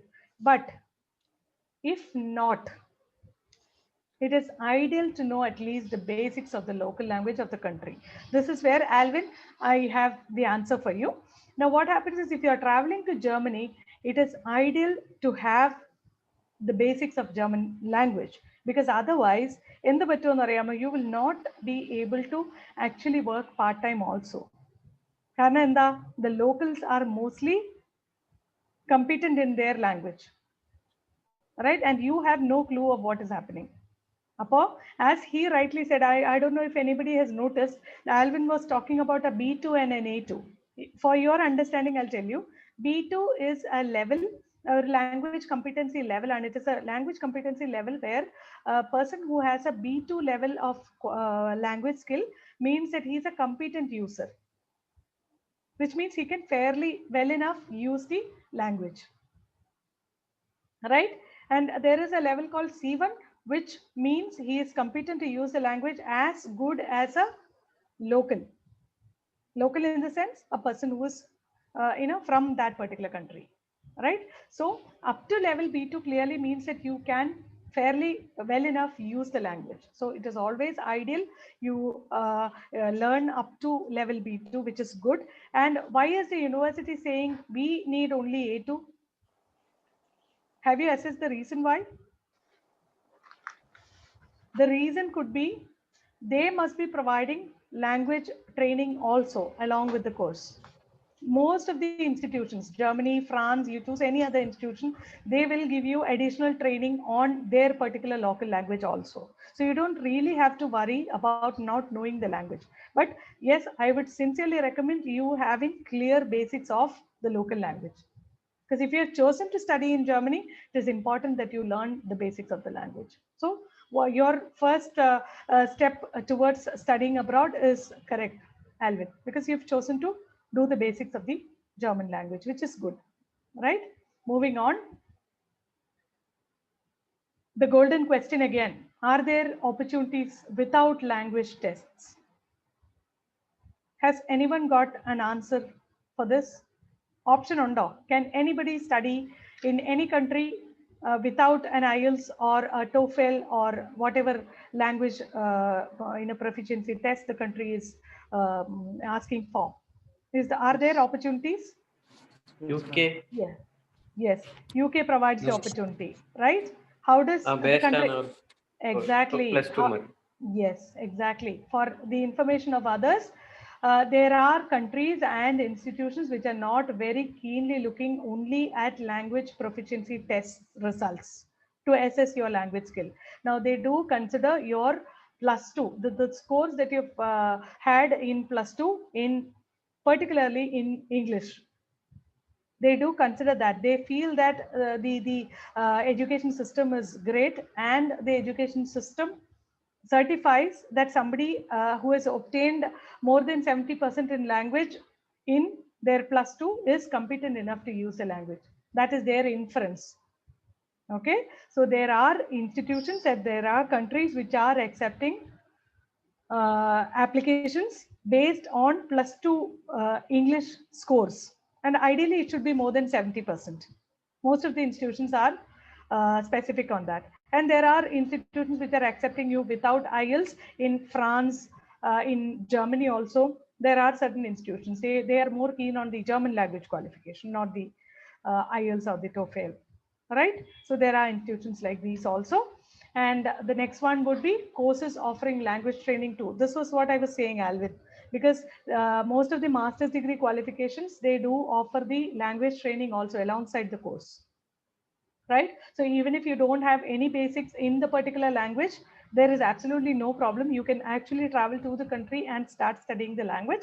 But ideally, that is not a good choice. Honestly, let me be very honest to you on that, because it is not that particular part you will struggle in. You will struggle in getting a part-time job because you have no clue of the language of the locals, right? So consider this point also. Moving on. The next point, is that important too? The ease of processing the visa.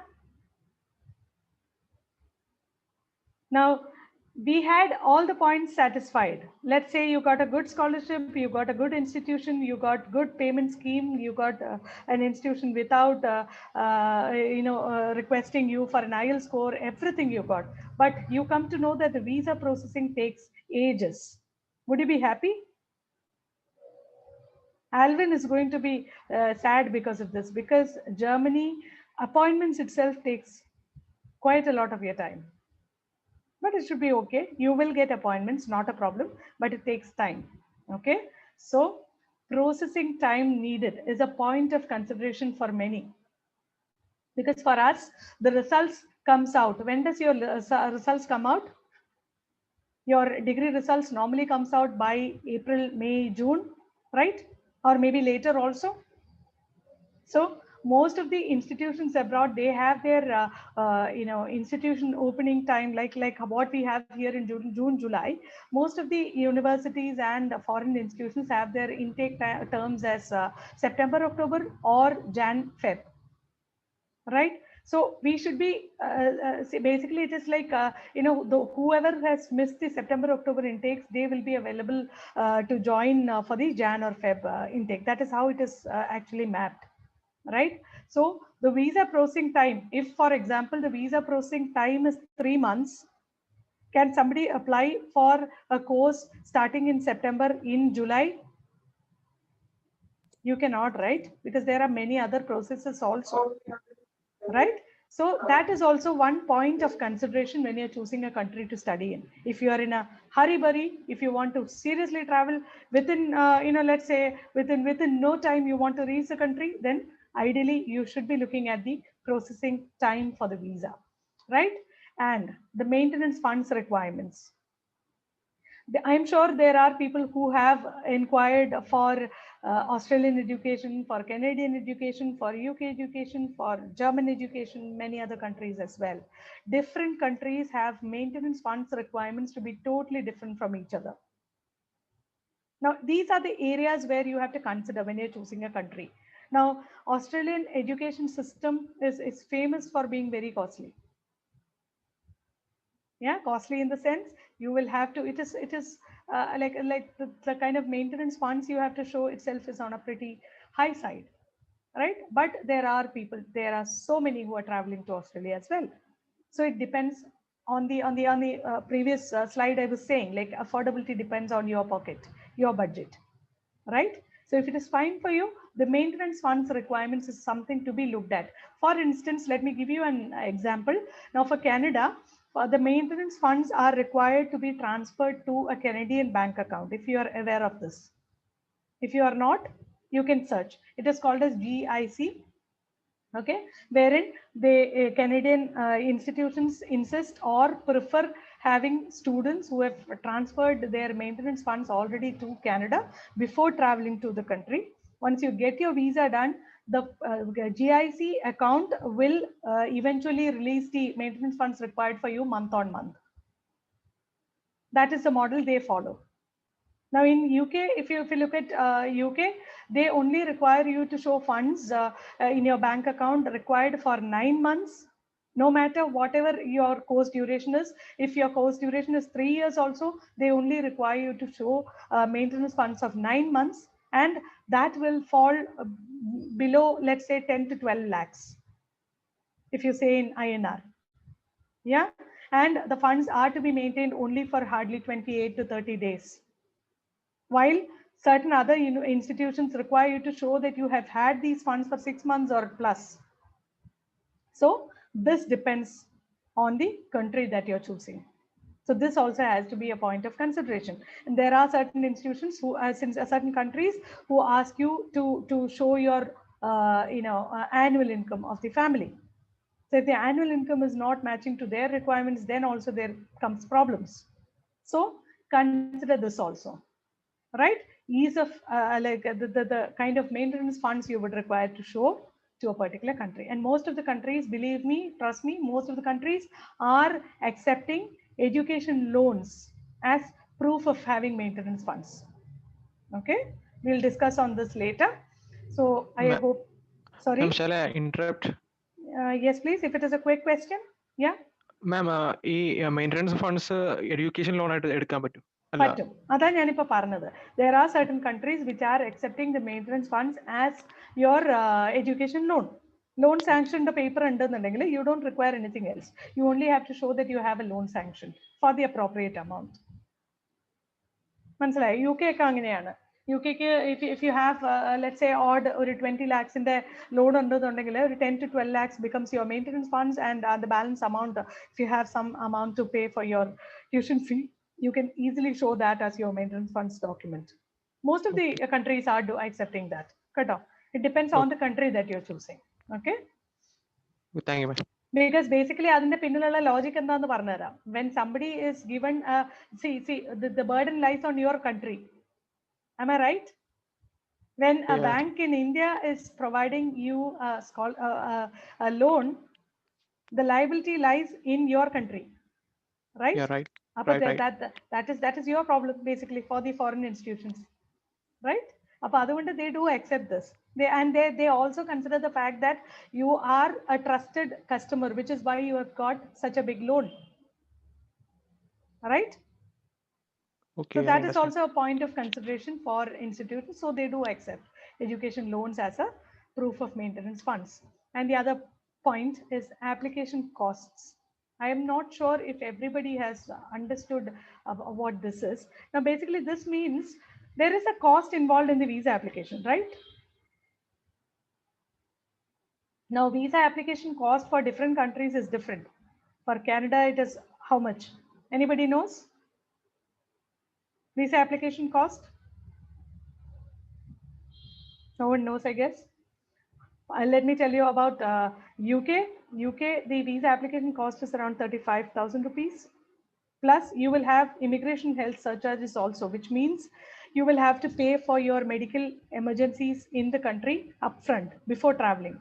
Each year, you will have to pay around 460 pounds, which comes to around 46,000 rupees. So if you're traveling on a 1-year course, your tuition fee, your visa cost would be around 75 to 80K. That is what I mean by saying application cost. There are institutions, there are countries who only have a visa fee of 10,000 rupees. So that also should be a point of consideration. Now, why I'm saying this is because what happens is for UK, there are people who come and ask us, like, is that all with regard to the cost? So this is one major point you have to consider, because if you're choosing a 2-year course, your visa cost itself will come to around 1.5 lakhs. Right? So that also is a point to be considered. Okay. And the next point is post-study work or stay-back options, the most interesting point. Miss, right? Someone has asked about the Germany's application cost. I'll come to that. Let me finish off this thing, please, if you don't mind. Okay. Yes. I'll come to that. Yes. Yeah, in the FAQs. I hope you don't mind. Yes. So on the post-study work options. Now, what happens is post-study work. See, it is known as different in different names in different countries. Now, basically, you would understand the point stay back. Have you heard of stay back? Everybody has, right? Now, stay back is one point of consideration when somebody is choosing to study in a particular country. Now, Canadian institutions or Canada offers 3 to 4 years of stay back, or even 2 to 3 years of stay back after completion of your master's. UK provides 2 years of stay back after completion of your master's degree, right? Germany provides 18 months. Different countries provide different options. Even like France provides 2 years stay back for Indian students alone. For all others, it is 1 year. I'm sure it is a new information for you. You can search for this. Yeah. So the stay back options or the post-study work options depends on the country that you're choosing. Okay. So if you are choosing a country which is, see, don't choose a country just because you see that the country is providing 3 years stay back or 4 years stay back. You should also look at all the previous points of consideration before choosing a country. There are people who come and ask us, are there PR opportunities? And I ask them back, what is PR? Nobody knows what PR is. Yeah, but you know that PR is something related to your staying in the country. Nobody knows what a PR is. There are many who does not know, at least. It means permanent residence. Yeah. So permanent residence, let's come to that. Yeah, stay back opportunities. What are your benefits after studies? Is that a point of consideration too when you choose a country to study in? It is, right?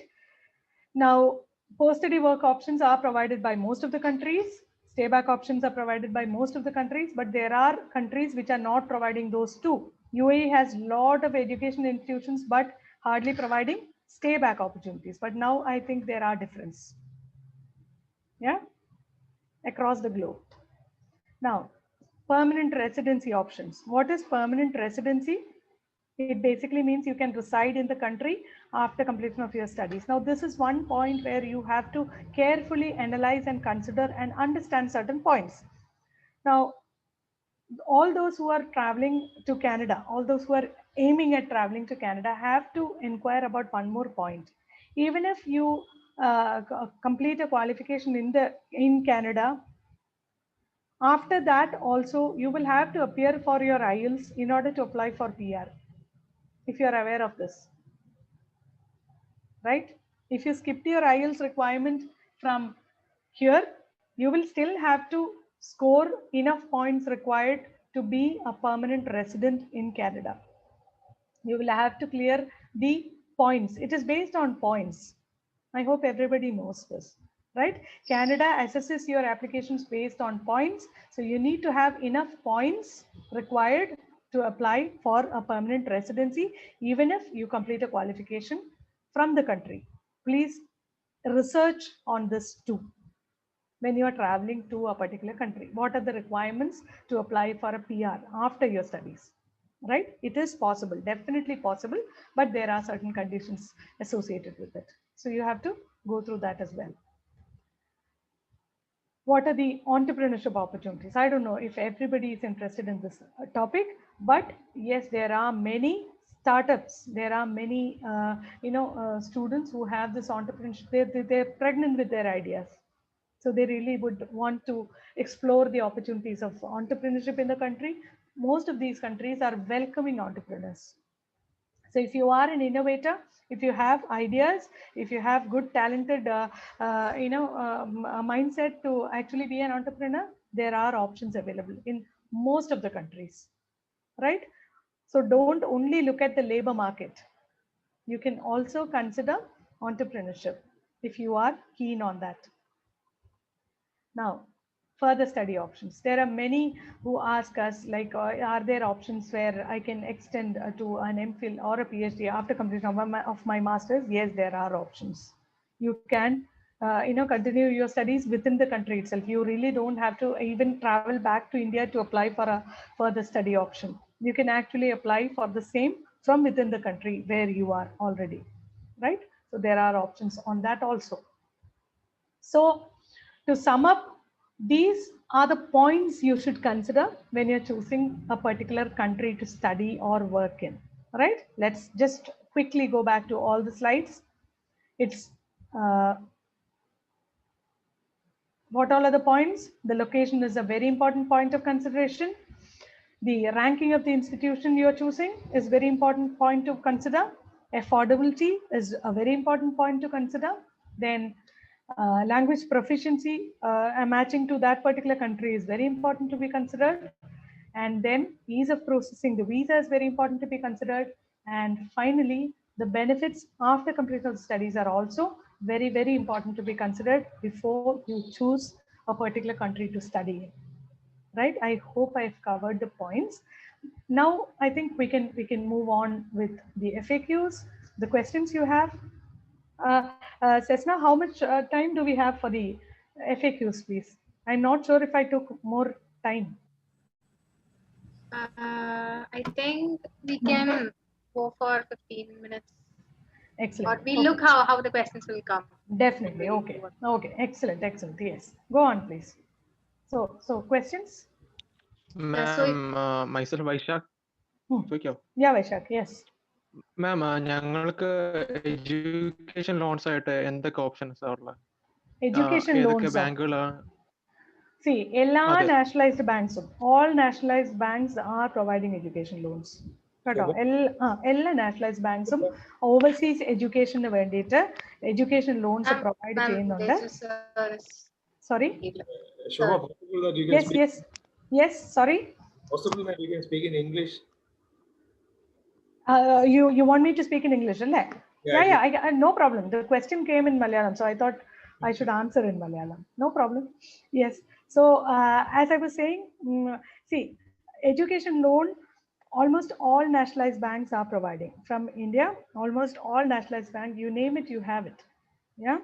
Now, the education loan sanction depends on the particular manager you have approached.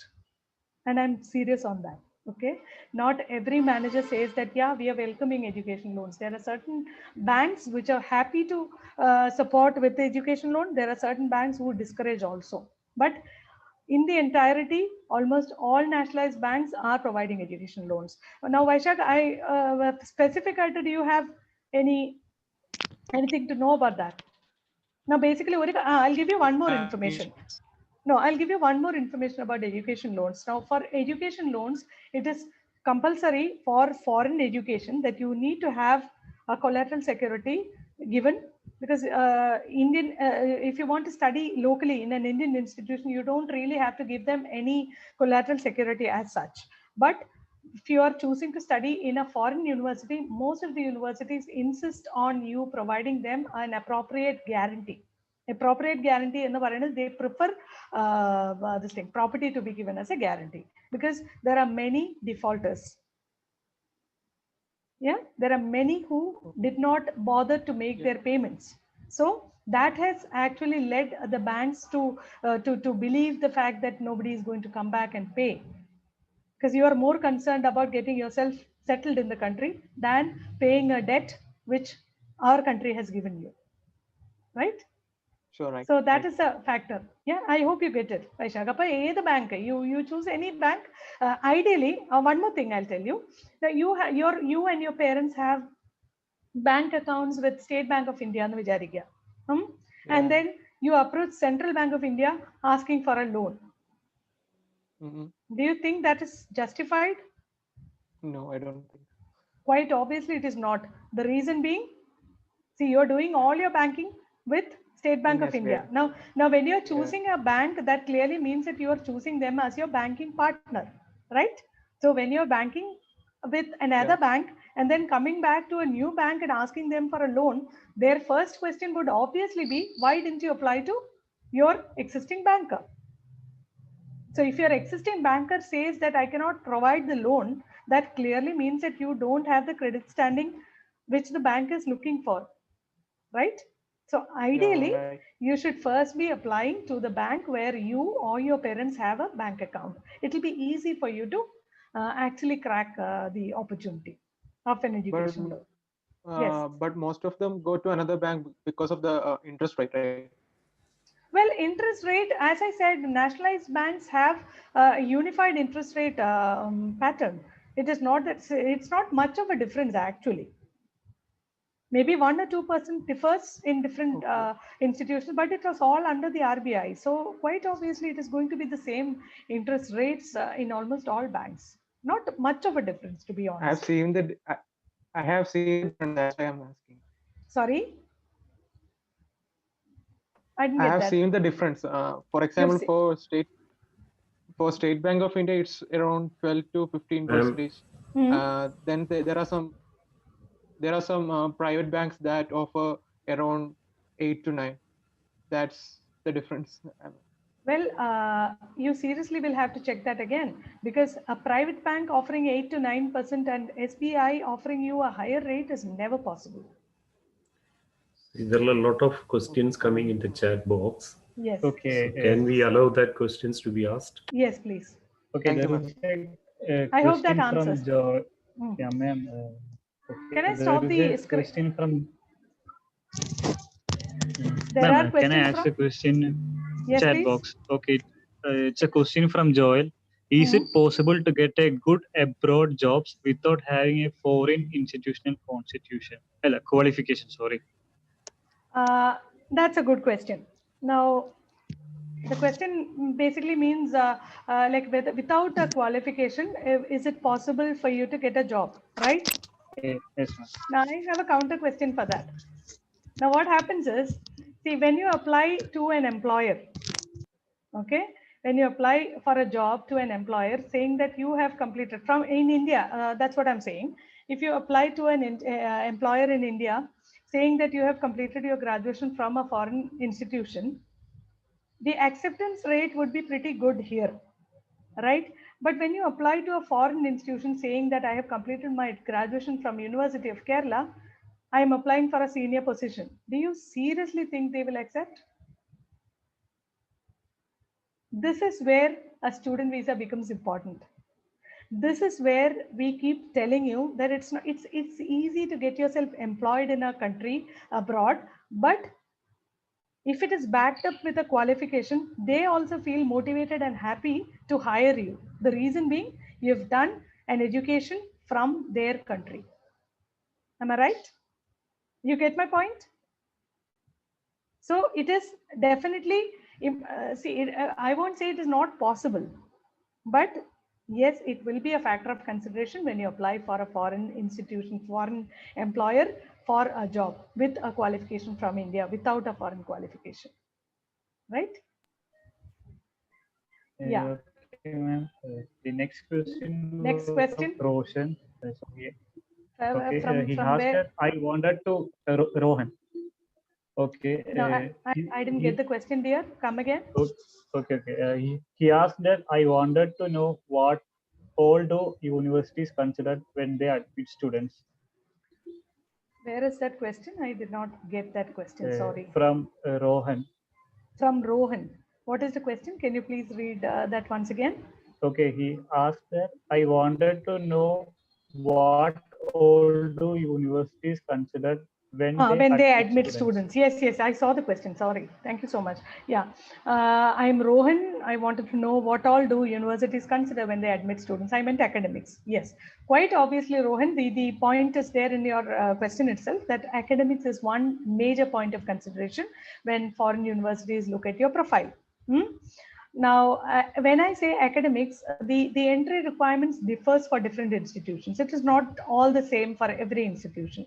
Okay, depending on the ranking of the institution, they will ask you for different levels of percentage of scores, CGPAs. They do look at academic. Anyways, they are very keen on the academics, right, when you are applying, and it all depends on the stage at which you are applying. Now, if somebody with a study gap is applying for a qualification, obviously the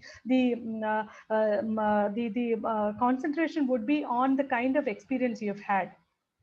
Now, for someone who has done his academics, who has completed his academics 10 years back, the highlight would be on the professional expertise of the person more than the I'm academic Rohan qualification. actually I wanted to know, like, I'm doing my BTech here.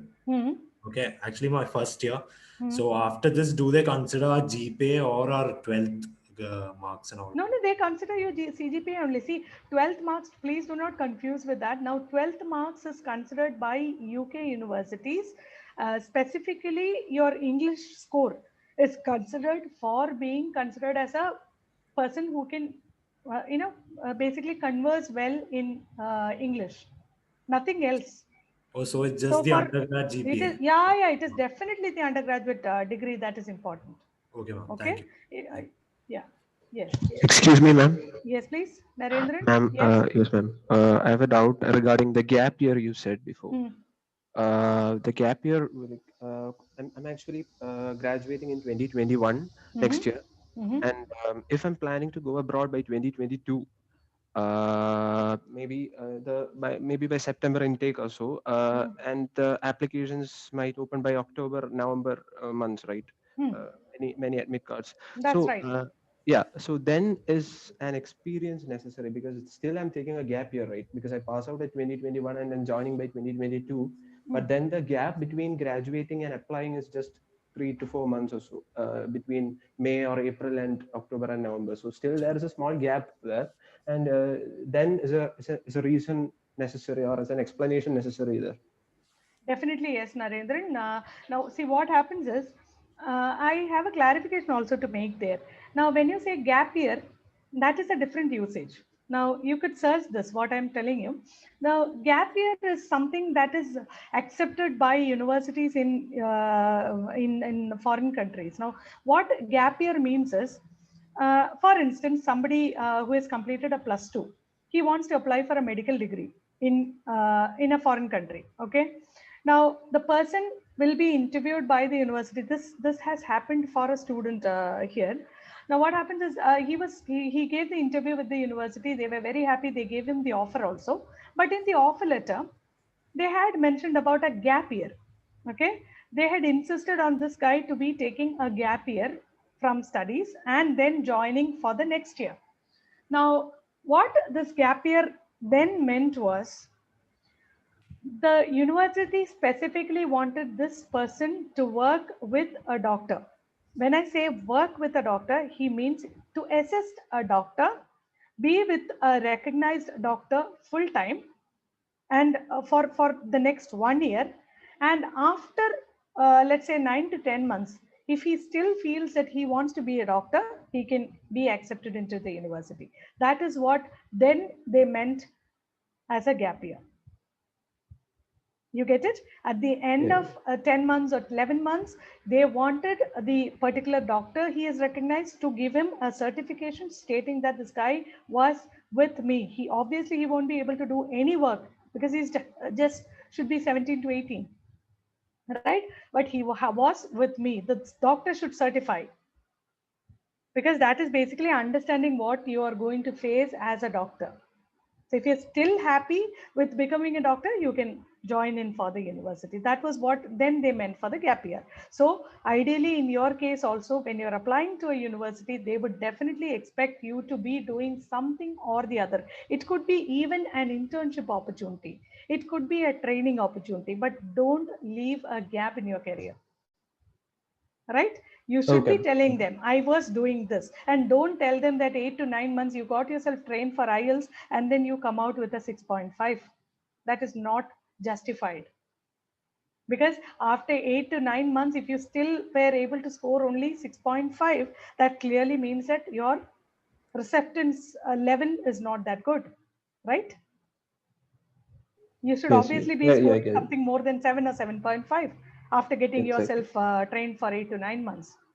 Exactly, yes. Ideally, you should be choosing some skill training options. And I wanted to point out that also there are a lot of skill training options provided by the Government of India as well. Now, I am part of an organization called as Horizons Academy of Skill Development and Training. Now, what they do is they provide trainings for matching the skill gaps between these BTech students and the employers' requirements. So there are many such organizations which are offering you skill training. So you could choose any of those skills. Basically, you should not become idle and wait for your admission to be through, right? Yes, ma'am, I get it. I get it. Is there any work experience or anything necessary to do a master's after undergrad? Necessity in the sense, I say it's not necessary or mandatory. I would use the word, it's not mandatory to have a work experience after your bachelor's degree, unless otherwise it is in some other field. Now, let's say after BTech, you want to do a merchandising course. Do you think there is a requirement of a work experience there? Have you heard what is merchandising? Yeah, I think. Yeah, merchandising relates to garments. Okay, export of garments or manufacturing of garments or whatever. So what happens is when somebody is after completion of their academics, they're choosing to do something totally different from what they have studied. You will have to explain. So it could be your work experience or some other reason which is leading you to that choice. So otherwise, it's not necessary, right? Otherwise, it is not mandatory. Okay. Is it advised to get the work experience after undergrad? Is it advised? Is it advised? Is it advised? See, that depends on your interest. It is not necessarily, it is not very important that you have to work here and then only travel. Okay. You might as well experience the European or the American work cultures in the beginning itself. So that won't be considered as a work gap, no? That education. No, obviously. After your qualification, immediately if you're traveling, there is no gap at all. No, if you're working, then. No, because still you can justify that with your work experience, right? Yeah. You will get a work experience certificate from your employer, so you can use that actually.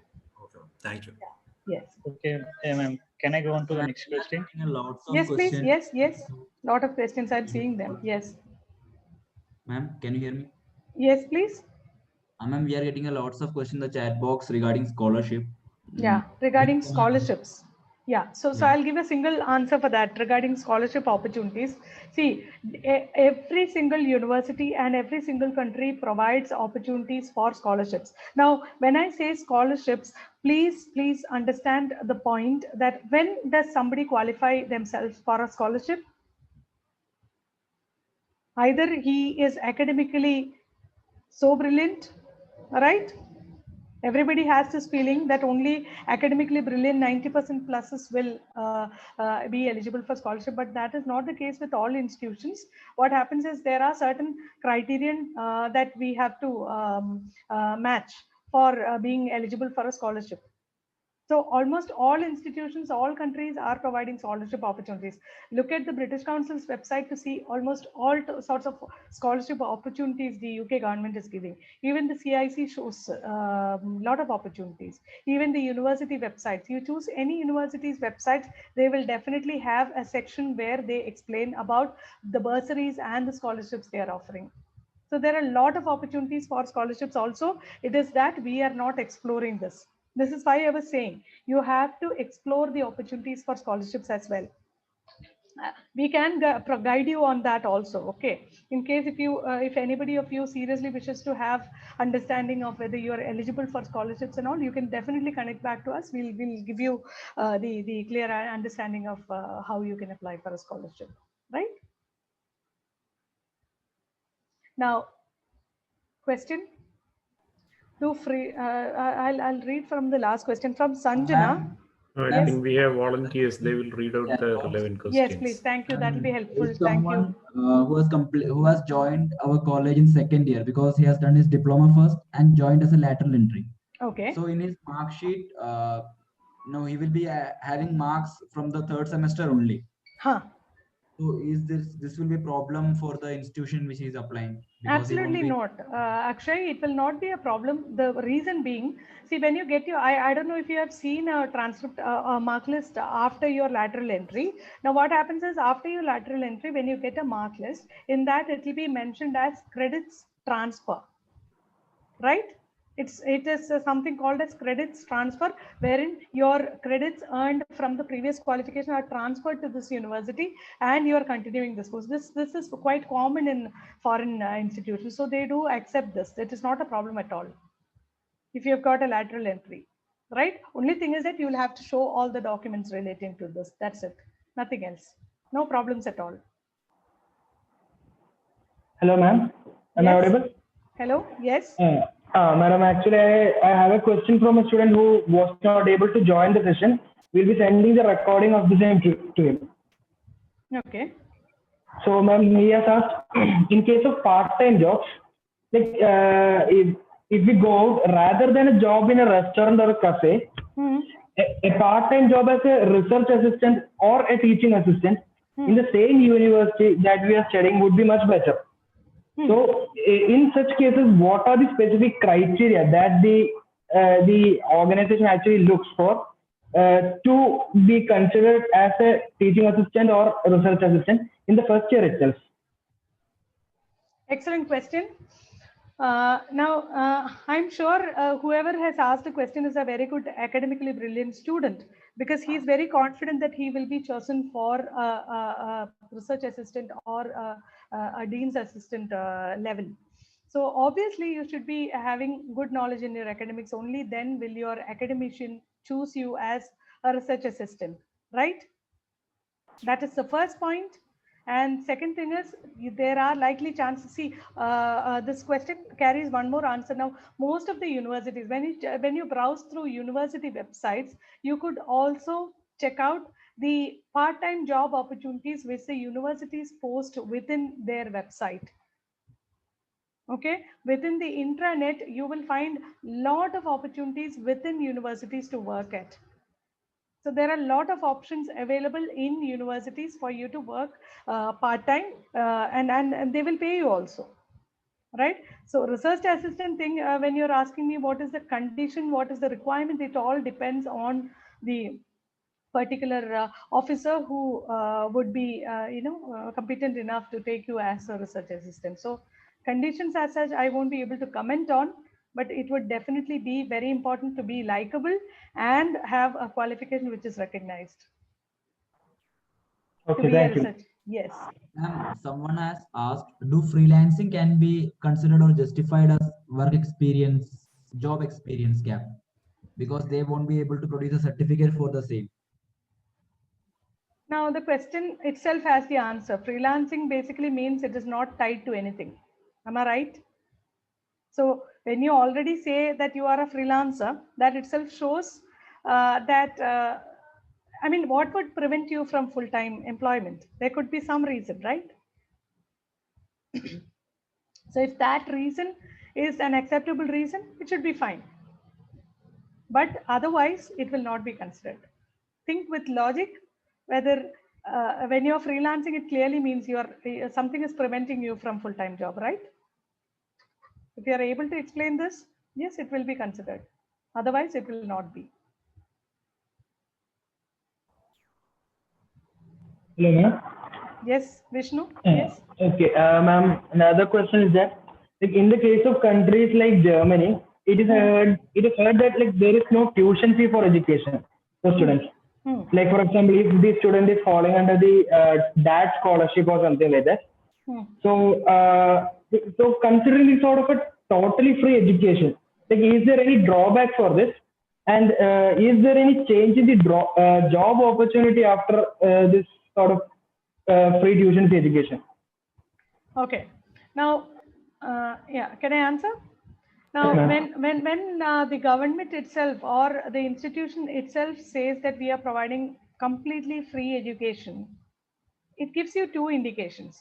One is the country is badly in need of people, right, who can study. Yes. Yeah, that is one very clear reason. And second reason is obviously after completion of studies, there are opportunities that they can give you. So it is in two ways. It's one, they're helping their labor market, and the second thing is they are supporting and they want students to come to their country and study. And another important point is these free education options are given in state-funded universities. When I say state-funded universities, most of the universities specifically ask you for having language competence of level B2.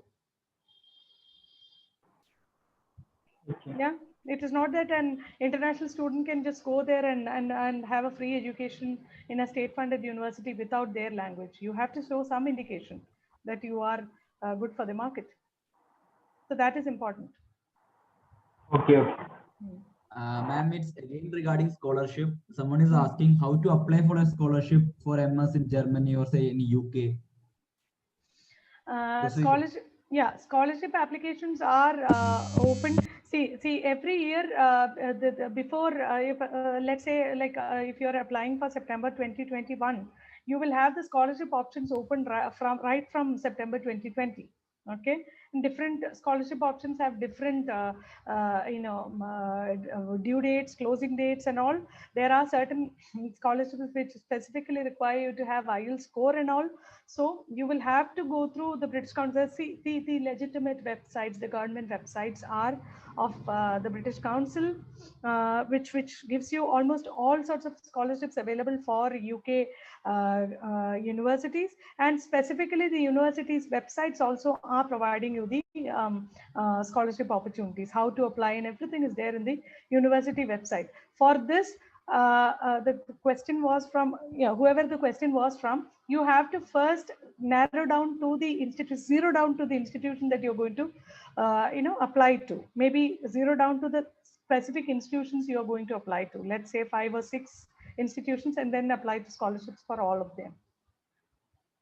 There is no particular area where you can say you apply to that, you will get a scholarship. Not like that. You have to choose which institution offers your particular course and then apply for the scholarship.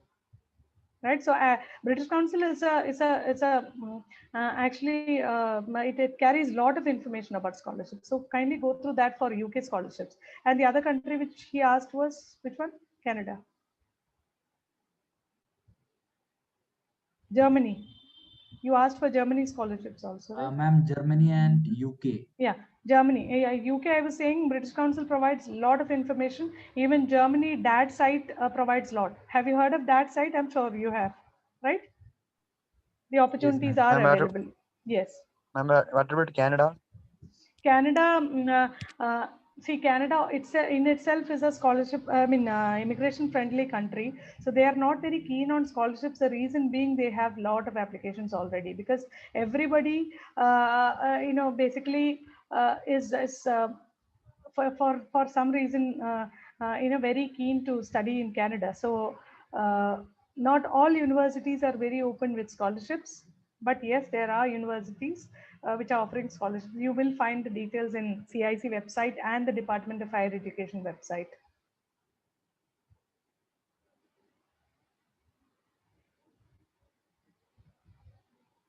Yeah.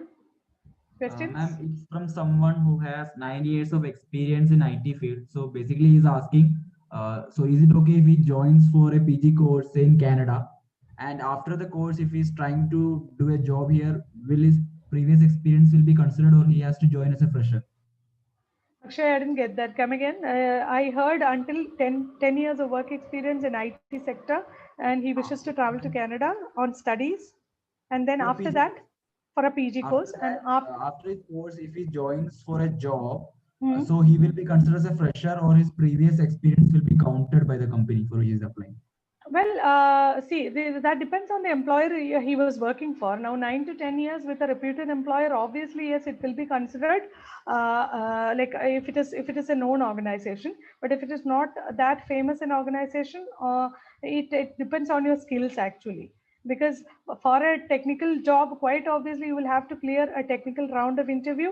And if you are able to perform in the technical round of interview, that itself will be considered as a major point of consideration, nothing else. So it's not very important or specific that your previous employment would count for an employment in a foreign country. Okay, ma'am. Yeah. Next question. Ma'am, which foreign language has the most possible job opportunity if you want to learn a new language? Is German worth learning? That is the next question being asked. Now, yeah. See, which foreign language has most possible job opportunity is a very tricky question, because I would then say Chinese, Mandarin. The population is so high in that country. You have a lot of opportunities for English language teaching there. Does that help? It will not, right? So there is no particular language which is good enough to study. Now let me give you another indicator. Here, if you learn French, have you heard of Quebec? Quebec is the province in Canada, which is a French province. So if you have a French qualification, you have opportunity. You could explore opportunities in France as well as Canada. So in terms of job opportunities, maybe you could try French, learning French also, because that will also add to your immigration points.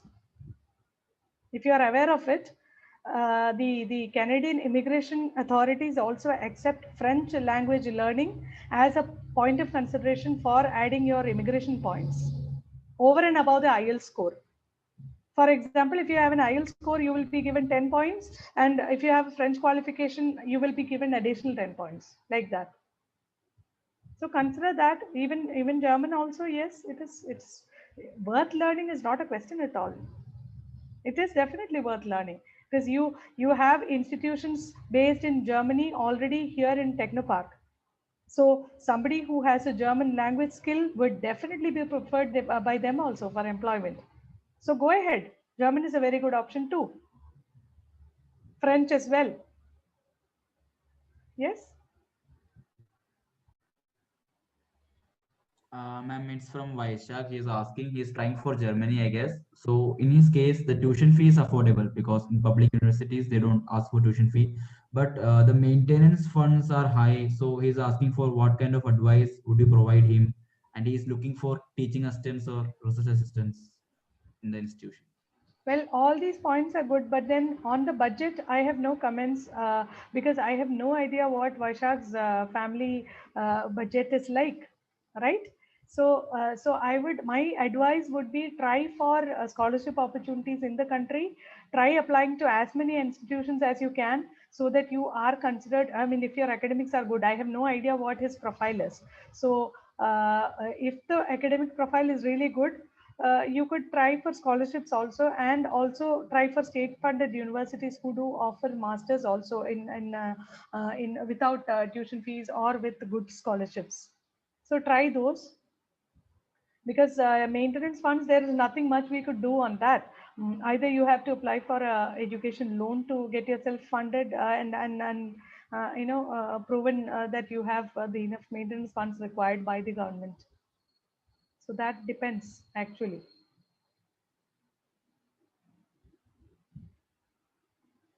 Yeah, I hope that answers.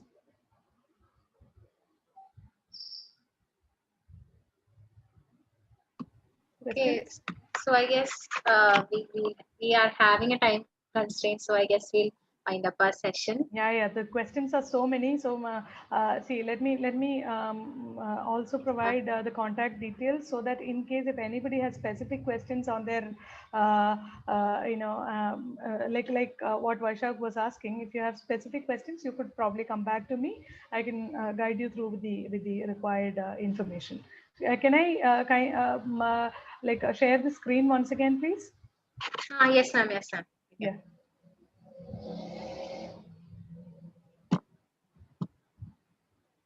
The questions were so much and very interesting actually. So I had written so many FAQs. It was all covered in the session already. So let's skip that part.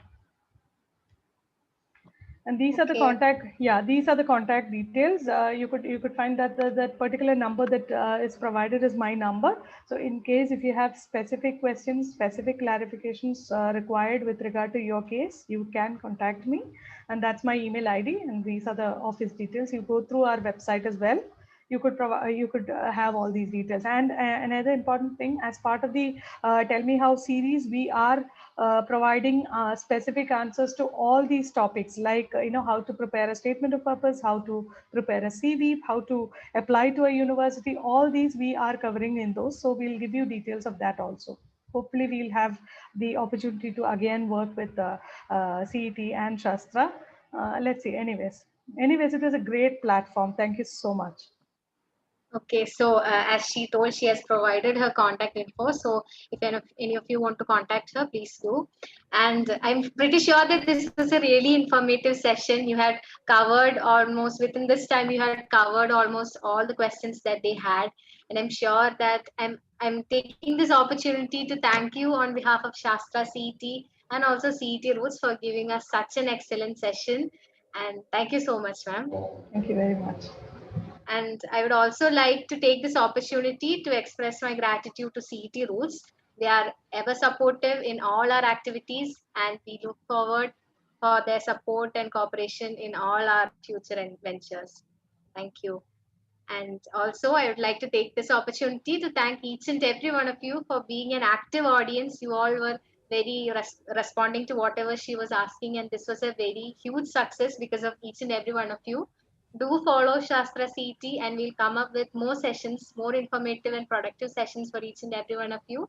Till then, this is Esna. Thank you. Okay. I think we can wind up the session. Yes. Thank you, Shobha. Thank you very much. Thank you very much.